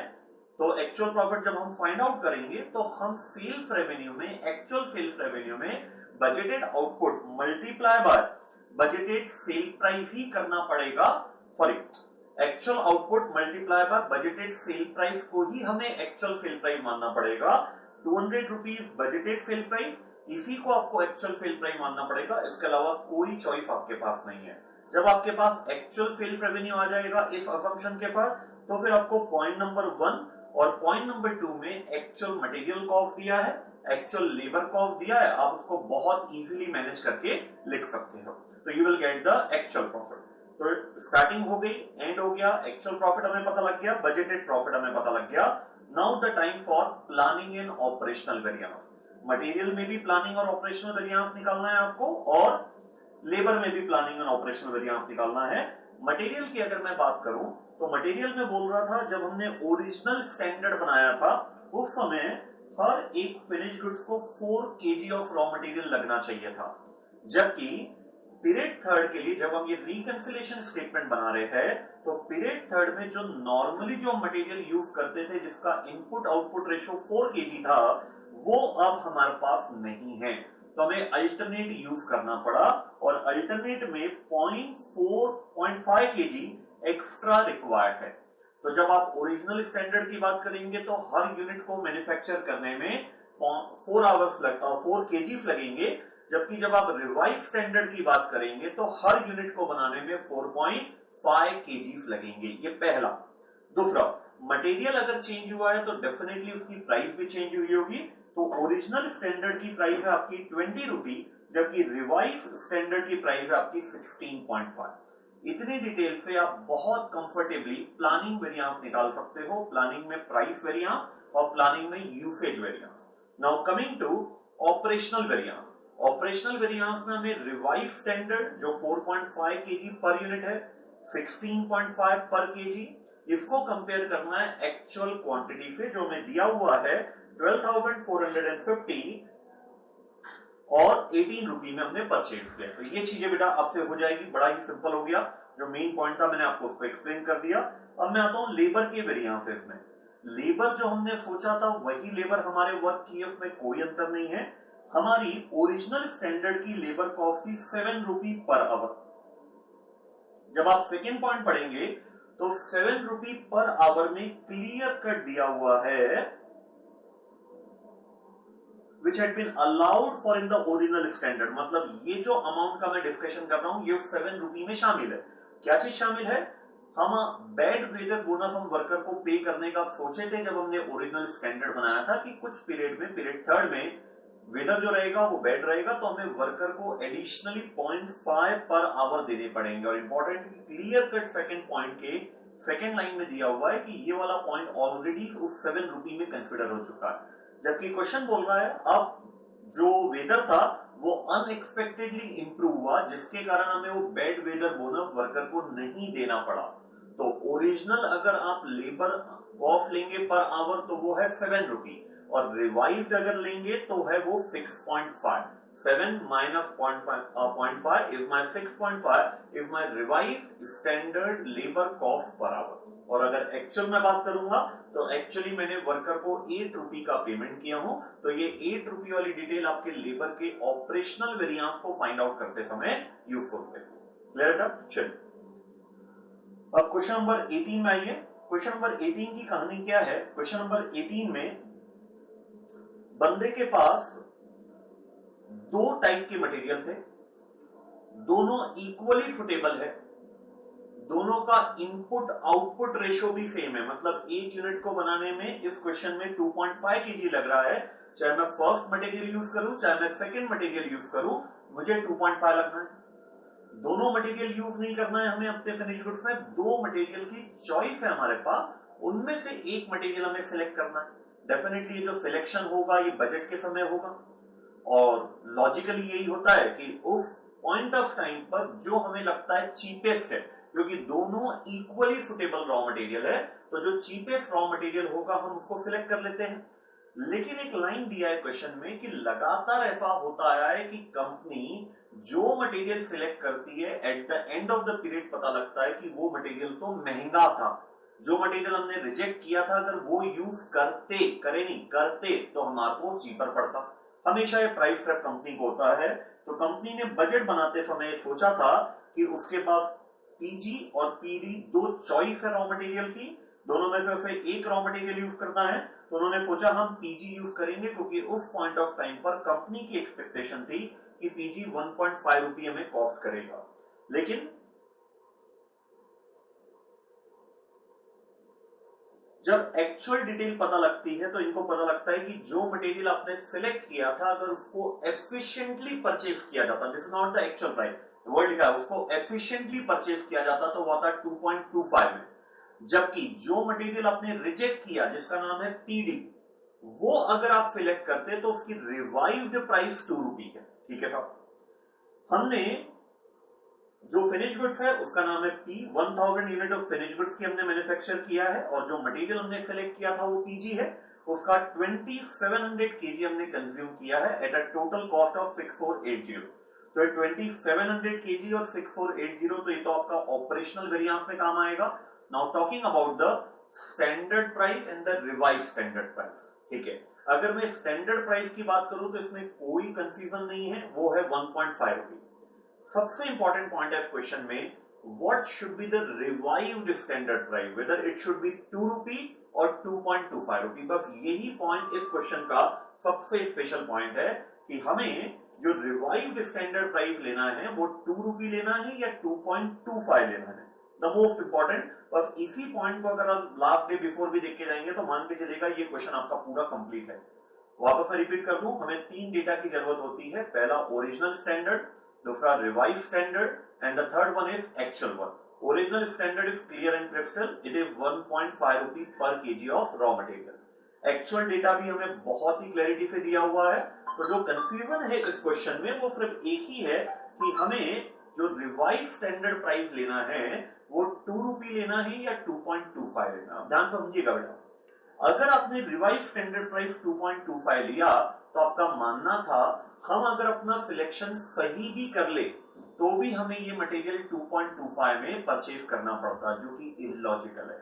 अगर आपका सिलेक्शन प्रॉपर होता तो वो मटेरियल आपको 2 रुपी में पड़ता जिसका नाम है पीडी, जबकि आपका एक कंट्रोलेबल पोर्शन था 25 पैसे का, आप वो मटेरियल रिवाइज में भी 2 रुपी में परचेज कर सकते थे, जबकि आपके एस्टिमेशन एरर में कहीं ना कहीं प्रॉब्लम आई है जिसके कारण आपको वो दूसरा मटेरियल 2.25 में खरीदना पड़ा। तो जो 25 पैसे है इसको आप अनकंट्रोलेबल नहीं मान सकते, क्योंकि बजट बनाते समय ही आपके पास चॉइस थी कि आप पीजी यूज करें या पीडी यूज करें। उस समय का जो एस्टिमेशन में एरर था उसके कारण आपको मटेरियल 2.25 में पड़ रहा है। अगर वो एस्टिमेशन एरर नहीं होता तो मटेरियल आपको 2 रुपी में पड़ता। तो सबसे इंपॉर्टेंट और अकेला पॉइंट मैं वापस रिपीट कर रहा हूं, लास्ट डे बिफोर एग्जामिनेशन के लिए बेटा आपको अभी से तैयारी करना पड़ेगा कि उस और 20 आवर्स में हमें क्या क्या पढ़ना है। तो इस क्वेश्चन नंबर 18 में अगर कुछ स्पेशल है तो बस वही है, रिवाइज स्टैंडर्ड प्राइस हम 2 रुपी ले या 2.25 ले, एंड द आंसर इज हमें 2 रुपी लेना है। क्लियर है? चलिए क्वेश्चन नंबर 19 बिल्कुल कट कॉपी पेस्ट है क्वेश्चन नंबर 18 का, तो इसके डिस्कशन में मतलब नहीं है बेटा, अपन अपना समय बचाते हैं यहाँ पे। अब आइए आप एक नया कंसेप्ट जो बहुत बहुत इंपॉर्टेंट कंसेप्ट है आपके सिलेबस में, और वो है एबीसी एनवायरनमेंट में हमें वेरिएंस कंप्यूट करना है। आई रिपीट, एबीसी एनवायरनमेंट में हमें वेरिएंस कंप्यूट करना है। तो देखते हैं पहले इसका बेसिक क्या है। इसके लिए आपको जो चैप्टर नंबर 10 है एक्टिविटी बेस्ड कॉस्टिंग, उसकी कंसेप्ट बहुत क्लियर होने चाहिए, तब जाके आप ये जो स्टैंडर्ड कॉस्टिंग में इसका कॉम्बो बनाया है एबीसी एनवायरनमेंट में हम वेरिएंस कैसे निकालेंगे। तो आते हैं इसके ऊपर बेटा अपन, वेरिएंस इन एबीसी एनवायरनमेंट। ठीक है, सबसे पहले मैं आपको चैप्टर नंबर 10 के ही कुछ बेसिक वापस से रिकॉल कराऊं। एक है ट्रेडिशनल एनवायरनमेंट, एक है मॉडर्न एनवायरनमेंट। मॉडर्न एनवायरनमेंट को हम टेक्निकली बोल देते हैं एक्टिविटी बेस्ड कॉस्टिंग। तो जब आपने चैप्टर नंबर 10 पढ़ा था तो उसमें एक बहुत इंपॉर्टेंट क्लैरिटी थी जो अभी भी आपको रिकॉल करना पड़ेगा, और वो ये थी कि चाहे मैं ट्रेडिशनल मेथड यूज करता हूं चाहे मैं एबीसी मेथड यूज करता हूं, ये दोनों ही मेथड ओवरहेड के रिकवरी के लिए है। आई रिपीट, ओवरहेड के रिकवरी के लिए है। They are nothing to do with the direct element of the cost. तो डायरेक्ट एलिमेंट क्या क्या हुआ, मटेरियल और लेबर। मटेरियल और लेबर में 1 रुपए का भी फर्क नहीं पड़ेगा, चाहे मैं ट्रेडिशनल एनवायरनमेंट में वेरिएंस निकाल रहा हूं चाहे मैं एबीसी एनवायरनमेंट में वेरिएंस निकाल रहा हूं। इसलिए आप देखिएगा जितने भी क्वेश्चन आपको इस एनवायरनमेंट के दिए हैं वो सिर्फ और सिर्फ ओवरहेड से रिलेटेड है। They are nothing to do with the direct element of cost. Second point, कुछ टर्मिनोलॉजीज आपको क्लियर होनी चाहिए एबीसी की। उसमें सबसे पहली टर्मिनोलॉजी है एक्टिविटी। हर वो एरिया, हर वो मशीन, हर वो पर्सन जहां पे एक अलग नेचर का खर्चा इंकर्ड होता है, हम उसको एक एक्टिविटी बोल देते हैं। Activity can be machine setup, activity can be supervisor, activity can be store, anything. वो क्वेश्चन आपको देगा। कॉस्टफुल, उस एक्टिविटी का जो खर्चा है, रिपीट, उस एक्टिविटी का जो खर्चा है हम उसे टेक्निकली बोलते हैं activity costful. Activity cost driver. In simple terms, if I use 2 words that will be sufficient to describe the activity cost driver, it is a logical base. उस एक्टिविटी को कौन ड्राइव कर रहा है उसको हम बोल देते हैं कॉस्ट ड्राइवर। तो कॉस्ट ड्राइवर का दूसरा नाम logical base. And ABC recovery rate मतलब किस रेट से हमने ओवरहेड को रिकवर करने का सोचा था। ये हुआ बेटा, ठीक है। जब भी एबीसी एनवायरनमेंट में आपको वेरिएंस निकालना है ना, तो ध्यान रखिएगा अगर क्वेश्चन में 2 एक्टिविटी है तो आपको सेपरेटली दोनों एक्टिविटी के अलग अलग वेरिएंस निकालना पड़ेगा। 2 वेरिएंस यहां पे कंप्यूट होते हैं, एक्सपेंडिचर वेरिएंस और एफिशिएंसी वेरिएंस। अगर मेरे पास एक एक्टिविटी है सेटअप, उसके लिए मैं दोनों वेरिएंस अलग निकालूंगा। दूसरी एक्टिविटी है मेरे पास स्टोर, उसका मैं दोनों वेरिएंस अलग निकालूंगा। तो ध्यान रखिएगा जो स्टेटमेंट अभी अपन बनाना सीख रहे हैं, रिवाइज कर रहे हैं अपन, ये स्टेटमेंट हर एक एक्टिविटी के लिए इंडिविजुअली बनाया जाएगा, ठीक है। दूसरा रिवीजन में बहुत इंपॉर्टेंट पॉइंट, जब भी आपको एबीसी एनवायरनमेंट में वेरिएंस निकालना है, आप वेरिएबल ओवरहेड वाला स्टेटमेंट याद कर लीजिएगा, उससे आपका लगभग मान के चलिए 90% काम हो जाएगा। जी हाँ, वेरिएबल ओवरहेड में जैसा आपने वेरिएंस निकालना सीखा था, स्ट्रक्चर देखेंगे तो 90% स्ट्रक्चर सेम है, सिर्फ जो 10% का डिफरेंस है वही क्रीम पॉइंट है। इसके लिए अगर वो पॉइंट आपने ध्यान में रखा तो एबीसी एनवायरनमेंट में कभी भी वेरिएंस आपका गलत नहीं होगा। जैसे जस्ट मैंने आपको बताया था प्लानिंग और ऑपरेशनल में जब भी प्लानिंग वेरिएंस आए तो सबसे पहले आप ये लिखिए कि आप किन 2 चीजों को कंपेयर कर रहे हैं। If you are calculating operational variance then you must write which 2 data you are comparing. In the same way, you must write that 10% point which I will explain later on, the most crucial point for calculating the variance under ABC environment. ठीक है, तो पहले जो 90% वाला structure है ना, let's complete that point and then later on we will complete the most crucial point, or in other words I say the new point of variance in ABC environment. Okay, so whenever you have to calculate the variance under ABC environment, just recall the format of variable overhead variance है, it is 99.99% same regarding the format. Okay, so अगर मुझे variable overhead के variance निकालना है तो चूंकि variable overhead dependent होता है किसके ऊपर,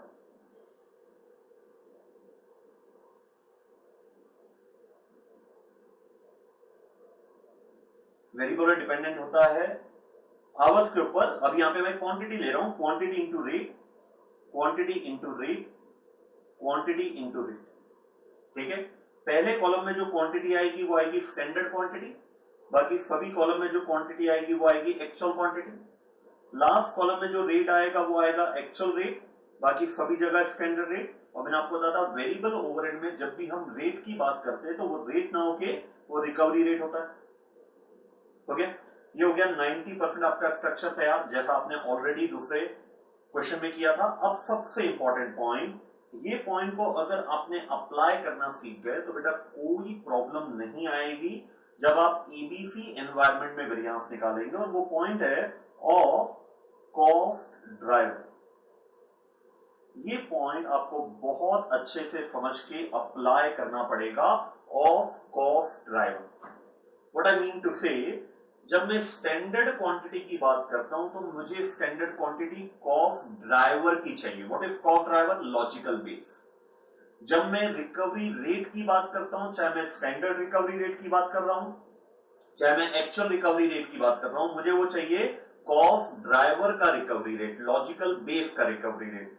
जब मैं एक्चुअल क्वांटिटी की बात करता हूं तो actual quantity of cost driver की बात कर रहा हूं। तो ये जो 10% न्यू थिंग है ना इसमें, ये आपको बहुत अच्छे से अप्लाई करना पड़ेगा। ये अगर आपने अप्लाई कर दिया तो मुझे नहीं लगता 1% भी चांस है कि कभी भी आपका वेरिएंस इन एबीसी एनवायरनमेंट में आपको थोड़ी भी प्रॉब्लम आएगी। ठीक है, तो इंपॉर्टेंट क्या है, चाहे वो क्वांटिटी हो चाहे वो रिकवरी रेट हो, दोनों ही कॉस्ट ड्राइवर से रिलेटेड है। कॉस्ट ड्राइवर का दूसरा नाम लॉजिकल बेस। ठीक है, अब देखिए इसके क्वेश्चन में आपको कुछ एक आध दो क्वेश्चन करके बताऊं, उसमें आपको बहुत कंफर्टेबल रहेगा ये टॉपिक। क्वेश्चन नंबर 23 मॉड्यूल का क्वेश्चन है ये। राइट फ्रॉम द, जब से आईसीआई ने अपना मॉड्यूल रिलीज किया था तो right from the very first module ये वाला क्वेश्चन उसमें अपीयर हो रहा है।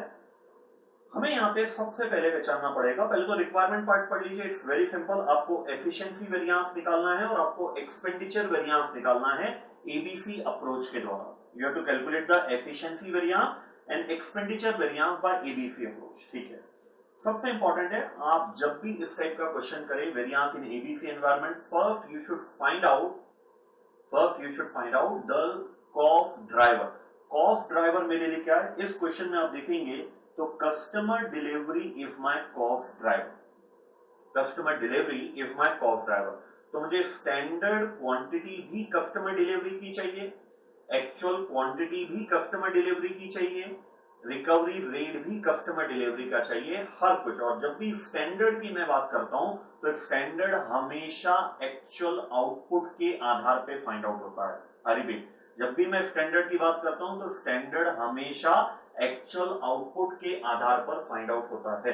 तो देखिए जस्ट अभी अभी अपन ने स्टेटमेंट बनाना सीखा है, quantity into price, quantity into price, price not rate, quantity into rate, variable rate का फंडा है ये। Standard quantity, actual quantity, actual quantity, actual rate, standard rate. और चूंकि ये ओवरहेड की बात कर रहे हैं इसलिए recovery rate. This is your expenditure variance and this is your efficiency variance. And the most important point is ये जो भी है स्टैंडर्ड क्वांटिटी है, एक्चुअल क्वांटिटी है, रेट है, ये है हमारे लिए ऑफ कस्टमर डिलीवरी। ठीक है, लास्ट कॉलम आपको रेडीमेड दिया हुआ है, actual quantity of customer delivery multiply by actual recovery rate. Just right it down, it's 3900, ये दिया हुआ है आपको रेडीमेड। अब हमें चाहिए standard recovery rate of customer delivery, है ना। ये बजट दिया है, फिर से आप गोल्डन रूल नंबर 3 लगाइए, budget and standard are interchangeable except in totality. क्योंकि हम पर कस्टमर डिलीवरी निकाल रहे हैं, ये टोटल को एक्सप्रेस नहीं कर रहा है, इसलिए बजट टर्मिनोलॉजी और स्टैंडर्ड टर्मिनोलॉजी आपस में इंटरचेंजेबल होगी। तो 4000 रुपी का ओवरहेड है 20 कस्टमर डिलीवरी के लिए। तो हर एक कस्टमर डिलीवरी का रिकवरी रेट जब आप निकालेंगे तो 200 रुपी आ रहा है। ठीक है, actual quantity of customer delivery, बार बार ये वर्ड आपको रिपीट करना पड़ेगा बेटा, कस्टमर डिलीवरी, ये हमें गिवन है 19, फिर ये रेट दिया हुआ है। अब जब भी आप स्टैंडर्ड निकालते हैं तो स्टैंडर्ड आपको हमेशा एक्चुअल आउटपुट के आधार पे निकालना है। तो 20 डिलीवरी लगती है 2000 यूनिट्स के लिए, 20 डिलीवरी लगती है 2000 यूनिट के लिए, तो स्टैंडर्ड हमेशा ही एक्चुअल आउटपुट के आधार पे निकलेगा। तो 2100 यूनिट्स के लिए कितनी डिलीवरी लगनी चाहिए? तो द आंसर विल बी 21। तो जब आप इसको सॉल्व करेंगे you will get the answer. तो बड़ी सिंपल चीज है बेटा, प्लानिंग एंड ऑपरेशनल वेरिएंस। फिर से मैं रिपीट कर दूं, प्लानिंग वेरिएंस आएगा तो आप लिखिए आप दो चीजें क्या कंपेयर कर रहे हैं। ऑपरेशनल वेरिएंस आएगा तो लिखिए आप रिवाइज स्टैंडर्ड को एक्चुअल के साथ कंपेयर करिए। लिख देने से आपकी गलत होने की प्रोबेबिलिटी 0 हो जाएगी, ठीक है। और जब भी आप एबीसी का कर रहे हो तो आप रिकवरी रेट सोचो, और ये ध्यान में बार बार अपने मन में रिपीट करते जाइए, जब भी हम एबीसी एनवायरनमेंट में निकालेंगे हमें हर डेटा किस डिनोमिनेशन में चाहिए? कॉस्ट ड्राइवर के डिनोमिनेशन में चाहिए, ठीक है। चलिए क्वेश्चन नंबर 24 बड़ा ही सिंपल है। यहां पे अगर आप देखेंगे तो यहाँ पे जो सुपरवाइजर है ये हमारे लिए लॉजिकल बेस है, तो बहुत सिंपल है, इसलिए मैं इसको रिवीजन में नहीं ले रहा हूं। क्वेश्चन नंबर 25 में बड़ा इंपॉर्टेंट है, आप इस क्वेश्चन में स्टैंडर्ड क्वांटिटी निकाल ही नहीं सकते हो। आप इस क्वेश्चन में you can not find out standard quantity in this question. और ध्यान दीजिए, अगर आप स्टैंडर्ड क्वांटिटी नहीं निकाल पाएंगे तो आप एफिशिएंसी वेरिएंस नहीं निकाल पाएंगे। तो जो क्वेश्चन नंबर 25 है उसमें सिर्फ और सिर्फ आपको एक्सपेंडिचर वेरिएंस निकालना है, और एक्सपेंडिचर वेरिएंस इन चारों में से एक आएगा। अब सवाल उठता है सर क्यों नहीं निकाल पाएंगे हम क्वेश्चन नंबर 25 में स्टैंडर्ड क्वांटिटी? क्योंकि स्टैंडर्ड क्वांटिटी निकलती है एक्चुअल आउटपुट के आधार पे, और एक्चुअल आउटपुट इस क्वेश्चन नंबर 25 में कहीं भी आपको दिया हुआ नहीं है, ठीक है बेटा। तो ध्यान रखिएगा, ये बहुत अच्छा क्वेश्चन है अपने आप में, क्वेश्चन नंबर 25, जिसमें उसने ये नहीं बताया कि आपको एक्सपेंडिचर निकालना है, एफिशिएंसी निकालना है, टोटल निकालना है। तो यहाँ पे गलती ये हो जाती है कि जो फर्स्ट पैरा में बजटेड आउटपुट है हम उसको मान लेते हैं हमारी बजटेड क्वांटिटी, जबकि वो गलत है। हमें चाहिए स्टैंडर्ड क्वांटिटी, और स्टैंडर्ड क्वांटिटी सिर्फ और सिर्फ किसके आधार पे निकलेगी? एक्चुअल आउटपुट के आधार पे, जो इस क्वेश्चन में अवेलेबल नहीं है। अब मैं आता हूं क्वेश्चन नंबर 26 में। बड़ा ही सिंपल क्वेश्चन है, नहीं ये बहुत अच्छा क्वेश्चन है बेटा। 27 सिंपल है, 26 बहुत अच्छा क्वेश्चन है। आई थिंक ये नवंबर 2018 में 10 मार्क्स का पूछा गया था, 10 और 8 मार्क्स का पूछा गया था वाला क्वेश्चन। क्वेश्चन नंबर 26, 3 एक्टिविटी है, तो सबसे पहले क्लियर कर देते हैं अपन, आपको 3 स्टेटमेंट बनाने पड़ेंगे। रिसीवेबल एक्टिविटी के लिए एक सेपरेट स्टेटमेंट बनेगा, पेबल एक्टिविटी के लिए एक सेपरेट स्टेटमेंट बनेगा, ट्रेवल एक्सपेंस के लिए एक सेपरेट स्टेटमेंट बनेगा, ठीक है। आपको यहाँ पे स्टैटिक बजट अमाउंट, स्टैटिक मतलब फिक्स बजट, तो एक प्रकार से आपको स्टैंडर्ड रिकवरी रेट रेडीमेड दिया हुआ है, वो आपको कैलकुलेट करने की जरूरत नहीं है। आपको एक्चुअल रिकवरी रेट भी रेडीमेड दिया हुआ है, वो भी आपको कैलकुलेट करने की जरूरत नहीं है, वो भी आपको गिवन है, ठीक है। अब ध्यान दीजिएगा, मैंने बोला हूं चाहे आपको क्वांटिटी फाइंड आउट करना हो, स्टैंडर्ड क्वांटिटी या एक्चुअल क्वांटिटी या रिकवरी रेट स्टैंडर्ड वाला या एक्चुअल वाला, हर कुछ किस डिनोमिनेशन में एक्सप्रेस होगा? कॉस्ट ड्राइवर के डिनोमिनेशन में एक्सप्रेस होगा। और अगर मेरे पास 3 एक्टिविटी है तो डेफिनेटली मेरा तीनों का कॉस्ट ड्राइवर अलग अलग होगा। और बहुत ध्यान समझिएगा बेटा, ना सबसे इंपॉर्टेंट पॉइंट चल रहा है इस क्वेश्चन का। रिसीवेबल पहली एक्टिविटी का अगर आप कॉस्ट ड्राइवर देखेंगे तो वो है नंबर ऑफ रेमिटेंस, ठीक है। इस पूरे क्वेश्चन में कहीं भी नंबर ऑफ रेमिटेंसेस आपको दिया हुआ नहीं है। सबसे इंपॉर्टेंट पॉइंट चल रहा है बेटा इस क्वेश्चन का, क्वेश्चन नंबर 26 का, बहुत ध्यान समझिएगा, यहीं पे स्टूडेंट को प्रॉब्लम आती है।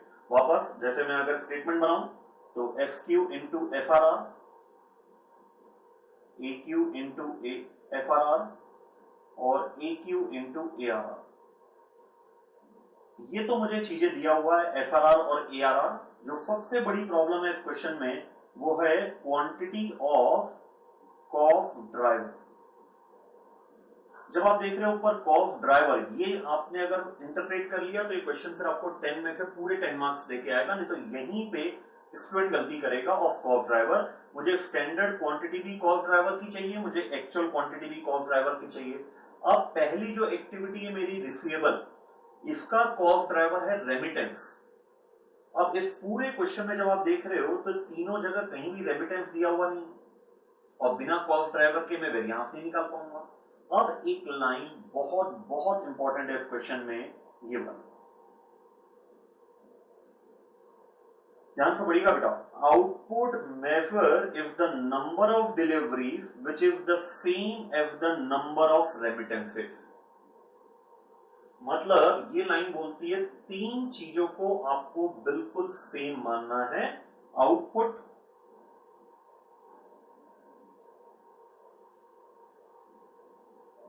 Is equal to number of delivery. मतलब अगर मेरा output for example for assume कर रहा हूं अपने मन से 500 यूनिट्स है, तो आप नंबर ऑफ डिलीवरीज भी कितनी माने 500, और नंबर ऑफ डिलीवरी 500 है तो बोल रहा है नंबर ऑफ रेमिटेंसेस भी आप क्या माने बिल्कुल सेम। ये बड़ी इंपॉर्टेंट इक्वेशन थी इस क्वेश्चन में कि output is measured in number of delivery and which is the same as number of remittance. तो तीन चीजों को बिल्कुल इस क्वेश्चन में मैं आपस में इंटरचेंज कर सकता हूं। What are they? Output, number of deliveries and number of remittance. जब भी मुझे इन तीन में से कोई भी एक चीज चाहिए, अगर मुझे कोई दूसरी चीज इन तीनों में से पता है तो बिल्कुल कट कॉपी पेस्ट में वही अमाउंट लिख सकता हूं। दूसरे शब्दों में बोले तो एक आउटपुट के लिए एक डिलीवरी लगेगी और एक डिलीवरी के लिए एक रेमिटेंस होगा, ऐसा भी बोल सकते हैं अपन। तो अब आप देखिए, जब आप पहली एक्टिविटी की बात करते हैं रेमिटेंसेस की, जब आप पहली एक्टिविटी की बात करते हैं रेमिटेंसेस की, तो रेमिटेंसेस में आपको कॉस्ट ड्राइवर चाहिए, आपको रेमिटेंस दिया हुआ नहीं है, लेकिन आपको ये जरूर दिया है number of deliveries. Number of deliveries है एक्चुअल में 9,48,000। 9,48,000 is the number of delivery, और जो नंबर ऑफ डिलीवरी उसने बोला है वही नंबर ऑफ रेमिटेंस है। तो पहली एक्टिविटी के लिए मेरा कॉस्ट ड्राइवर है रेमिटेंस है, वो मुझे दिया हुआ नहीं है, लेकिन उसके प्लेस पर मैं नंबर ऑफ डिलीवरी लिख सकता हूं, क्योंकि क्वेश्चन नहीं बोला है, ये दो चीजें आपस में बिल्कुल सेम है। और चूंकि ये बहुत इंपॉर्टेंट पॉइंट बेटा, बहुत ध्यान समझिएगा, क्योंकि एक रेमिटेंस एक डिलीवरी पर होता है, इसीलिए जितनी मेरी डिलीवरी हुई है उतने ही मेरे रेमिटेंस होने चाहिए थे। आई रिपीट, हर एक डिलीवरी के लिए एक रेमिटेंस होता है, या दूसरे शब्दों में हर एक रेमिटेंस के लिए एक डिलीवरी होती है। तो जितना रेशियो 1:1 है, तो जितने मेरे नंबर ऑफ डिलीवरी है उतने ही मेरे नंबर ऑफ रेमिटेंस होने चाहिए थे। मतलब कोइंसिडेंटली यहाँ पे स्टैंडर्ड क्वांटिटी भी कितनी आएगी 9,48,000। बढ़ो आगे, चलिए अब delivery batch side second activity में जब आप जाते हैं तो आपको दिखता है कि इसका जो कॉस्ट ड्राइवर है वो इनवॉइस। ठीक है, इनवॉइस के लिए आपको यहां पे एक इंटरप्रिटेशन करना पड़ेगा डिलीवरी बैच साइड। हम एक डिलीवरी में कितनी यूनिट देते हैं, और हम एक डिलीवरी में जितनी यूनिट देंगे हम उसका एक सिंगल इनवॉइस बनाएंगे, ना कि एक एक यूनिट का एक एक इनवॉइस बनाएंगे। व्हाट डू यू से? जितनी हम डिलीवरी देंगे उतने हम इनवॉइस बनाएंगे। ऐसा नहीं होगा कि हम हर एक यूनिट के लिए अलग अलग इनवॉइस बनाएं उसी कस्टमर के लिए। ठीक है, तो इसका इंटरप्रिटेशन क्या है फाइ का? एक डिलीवरी में आपको 5 यूनिट डिलीवर करना है, और अगर आप 5 यूनिट डिलीवर कर रहे हो तो आप एक इनवॉइस बनाओगे, जबकि एक्चुअली एक इनवॉइस बना है कितने यूनिट पर? 4.468 पर। तो जब आप इन दोनों को डिवाइड करेंगे 9,48,000 डिवाइडेड बाय 4.468, तो यू विल गेट कितने एक्चुअल इनवॉइस हमें इशू करने पड़े। तो this is actual quantity of invoices 9,48,000 divided by 4.468, जो भी अमाउंट आएगा this is known as actual quantity of invoices, जो मेरी सेकेंड एक्टिविटी का कॉस्ट ड्राइवर है। अब आपको निकालना है 9,48,000 ही आउटपुट है। ऐसा क्यों बोलूं? क्योंकि उसने बोला है output is equal to number of delivery is equal to number of remittance. तो 9,48,000 आउटपुट के लिए 5 यूनिट पर इनवॉइस के बेस पर मुझे कितनी इनवॉइस जनरेट करनी चाहिए थी? तो 948 डिवाइडेड बाय जब मैं 5 करूंगा तो ये आएगा standard quantity of invoices to be issued for a actual output of 948। मैं अगेन रिपीट कर रहा हूं, हालांकि नंबर ऑफ डिलीवरी दिया है, लेकिन ऊपर वाली लाइन बड़ी इंपॉर्टेंट थी, नंबर ऑफ डिलीवरी ही हमारा आउटपुट है, वही हमारा नंबर ऑफ रेमिटेंस है। देयर बेटा, इसी प्रकार से ट्रेवल एक्सपेंस का ट्रेवल क्लेम है। तो एक ट्रेवल क्लेम में आपको 500 यूनिट बेचना चाहिए था, जबकि आपने बेचा है 501 पॉइंट। तो सेम तरीका निकालने का, standard quantity of travel claim and actual quantity of travel claim. ठीक है बेटा, बहुत अच्छे क्वेश्चन है ये वाला, क्वेश्चन नंबर 26।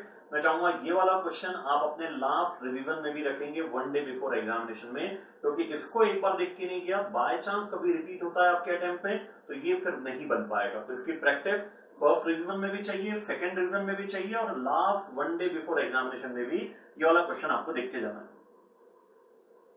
अब क्वेश्चन नंबर 27 अपने आप में बहुत बहुत सिंपल है, इसमें मैं कुछ भी डिस्कशन नहीं कर रहा हूं, you can do it easily.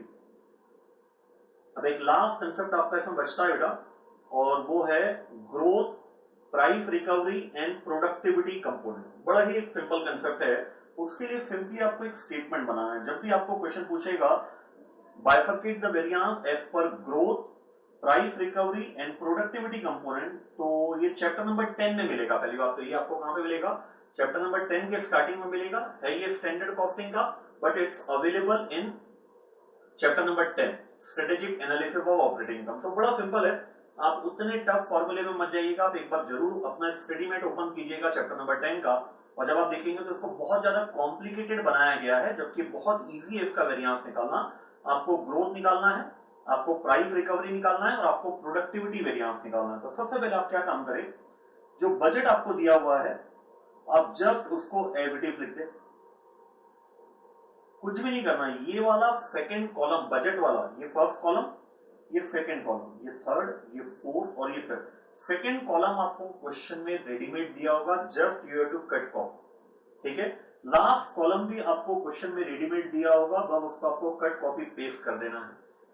दूसरे शब्दों में आपको एक बजटेड स्टेटमेंट बनाना है और एक एक्चुअल स्टेटमेंट बनाना है, और दोनों में से डेटा आपको कुछ भी नहीं कैलकुलेट करना है, that data will always be given in the question. अब आपको क्या करना है, ये बहुत इंपॉर्टेंट चीज है, ध्यान समझिएगा बेटा। फ्लेक्सिबल बजट बनाना है आपको।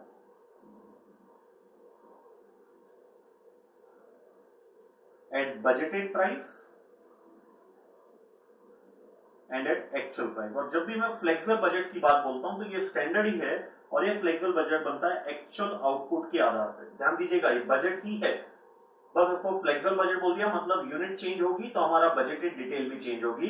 तो बजटेड आपको डिटेल निकालना है, लेकिन वो एक्चुअल आउटपुट के आधार पर निकालना है। बस यहाँ पे आपको दो वर्क करने हैं, एक कॉलम में आपको बजटेड प्राइस लिखना है, एक कॉलम में आपको एक्चुअल प्राइस लिखना है। तो सबसे पहले क्या करो, यहाँ पे जो प्राइस आ रही होगी सेम प्राइस यहाँ पे कट कॉपी पेस्ट कर दो, क्योंकि ये तो बजटेड प्राइस है।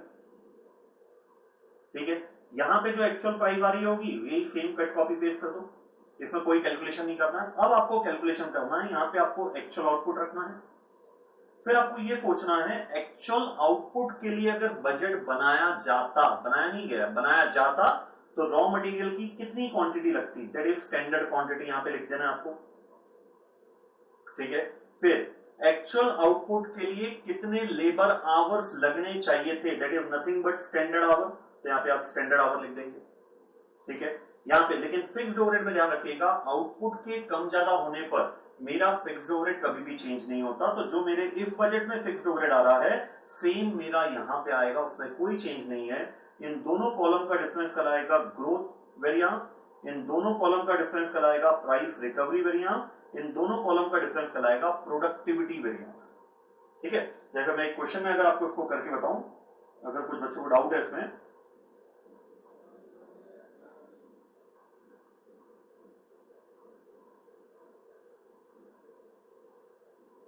देखिए एक क्वेश्चन है अपने पास, मॉड्यूल में भी माइट भी क्वेश्चन मिले आपको।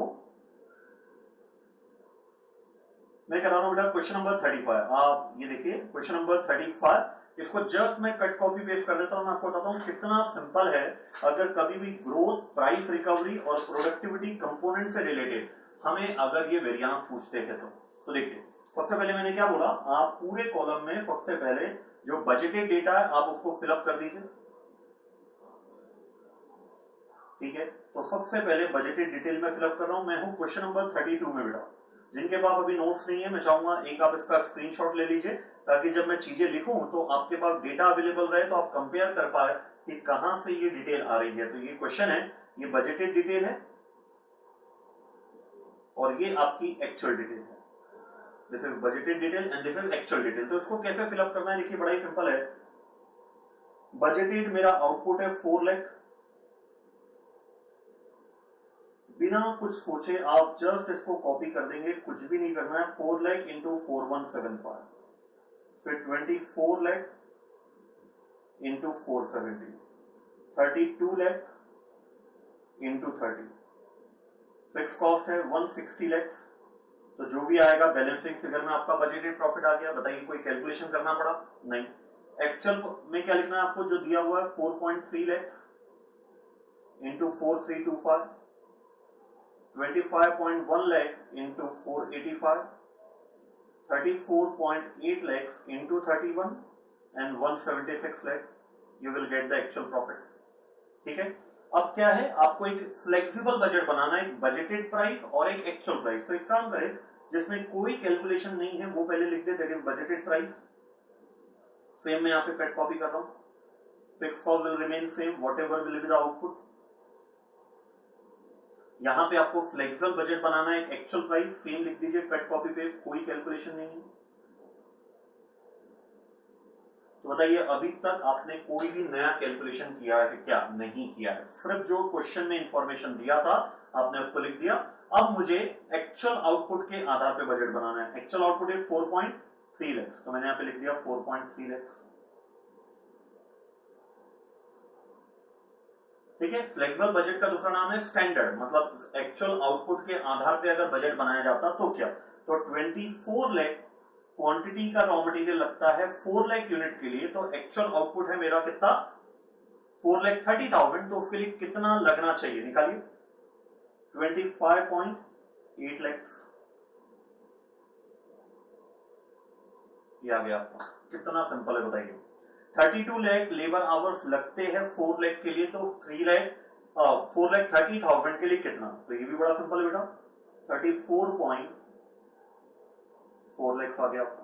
कैलकुलेशन देख लीजिए बेटा ना, मेरे पास कैलकुलेटर नहीं है, मैं ओरली कर रहा हूं, माइंड भी कैलकुलेशन। ये कैलकुलेशन आया है 32 लाख आवर्स लगते हैं 4 लाख यूनिट के लिए, तो 4,30,000 यूनिट के लिए कितने लेबर आवर्स लगने चाहिए थे, ऐसा। बढ़ू आगे। अब देखिए मैंने क्या बताया, इन दोनों का डिफरेंस आपका कहलाएगा ग्रोथ, इन दोनों का डिफरेंस कहलाएगा आपके लिए प्राइस रिकवरी, और इन दोनों का डिफरेंस कहलाएगा आपके लिए प्रोडक्टिविटी। That's all. तो कभी चैप्टर नंबर 10 वाला रिकंसिलिएशन स्टेटमेंट आपको पूछता है तो that will be a very very simple one.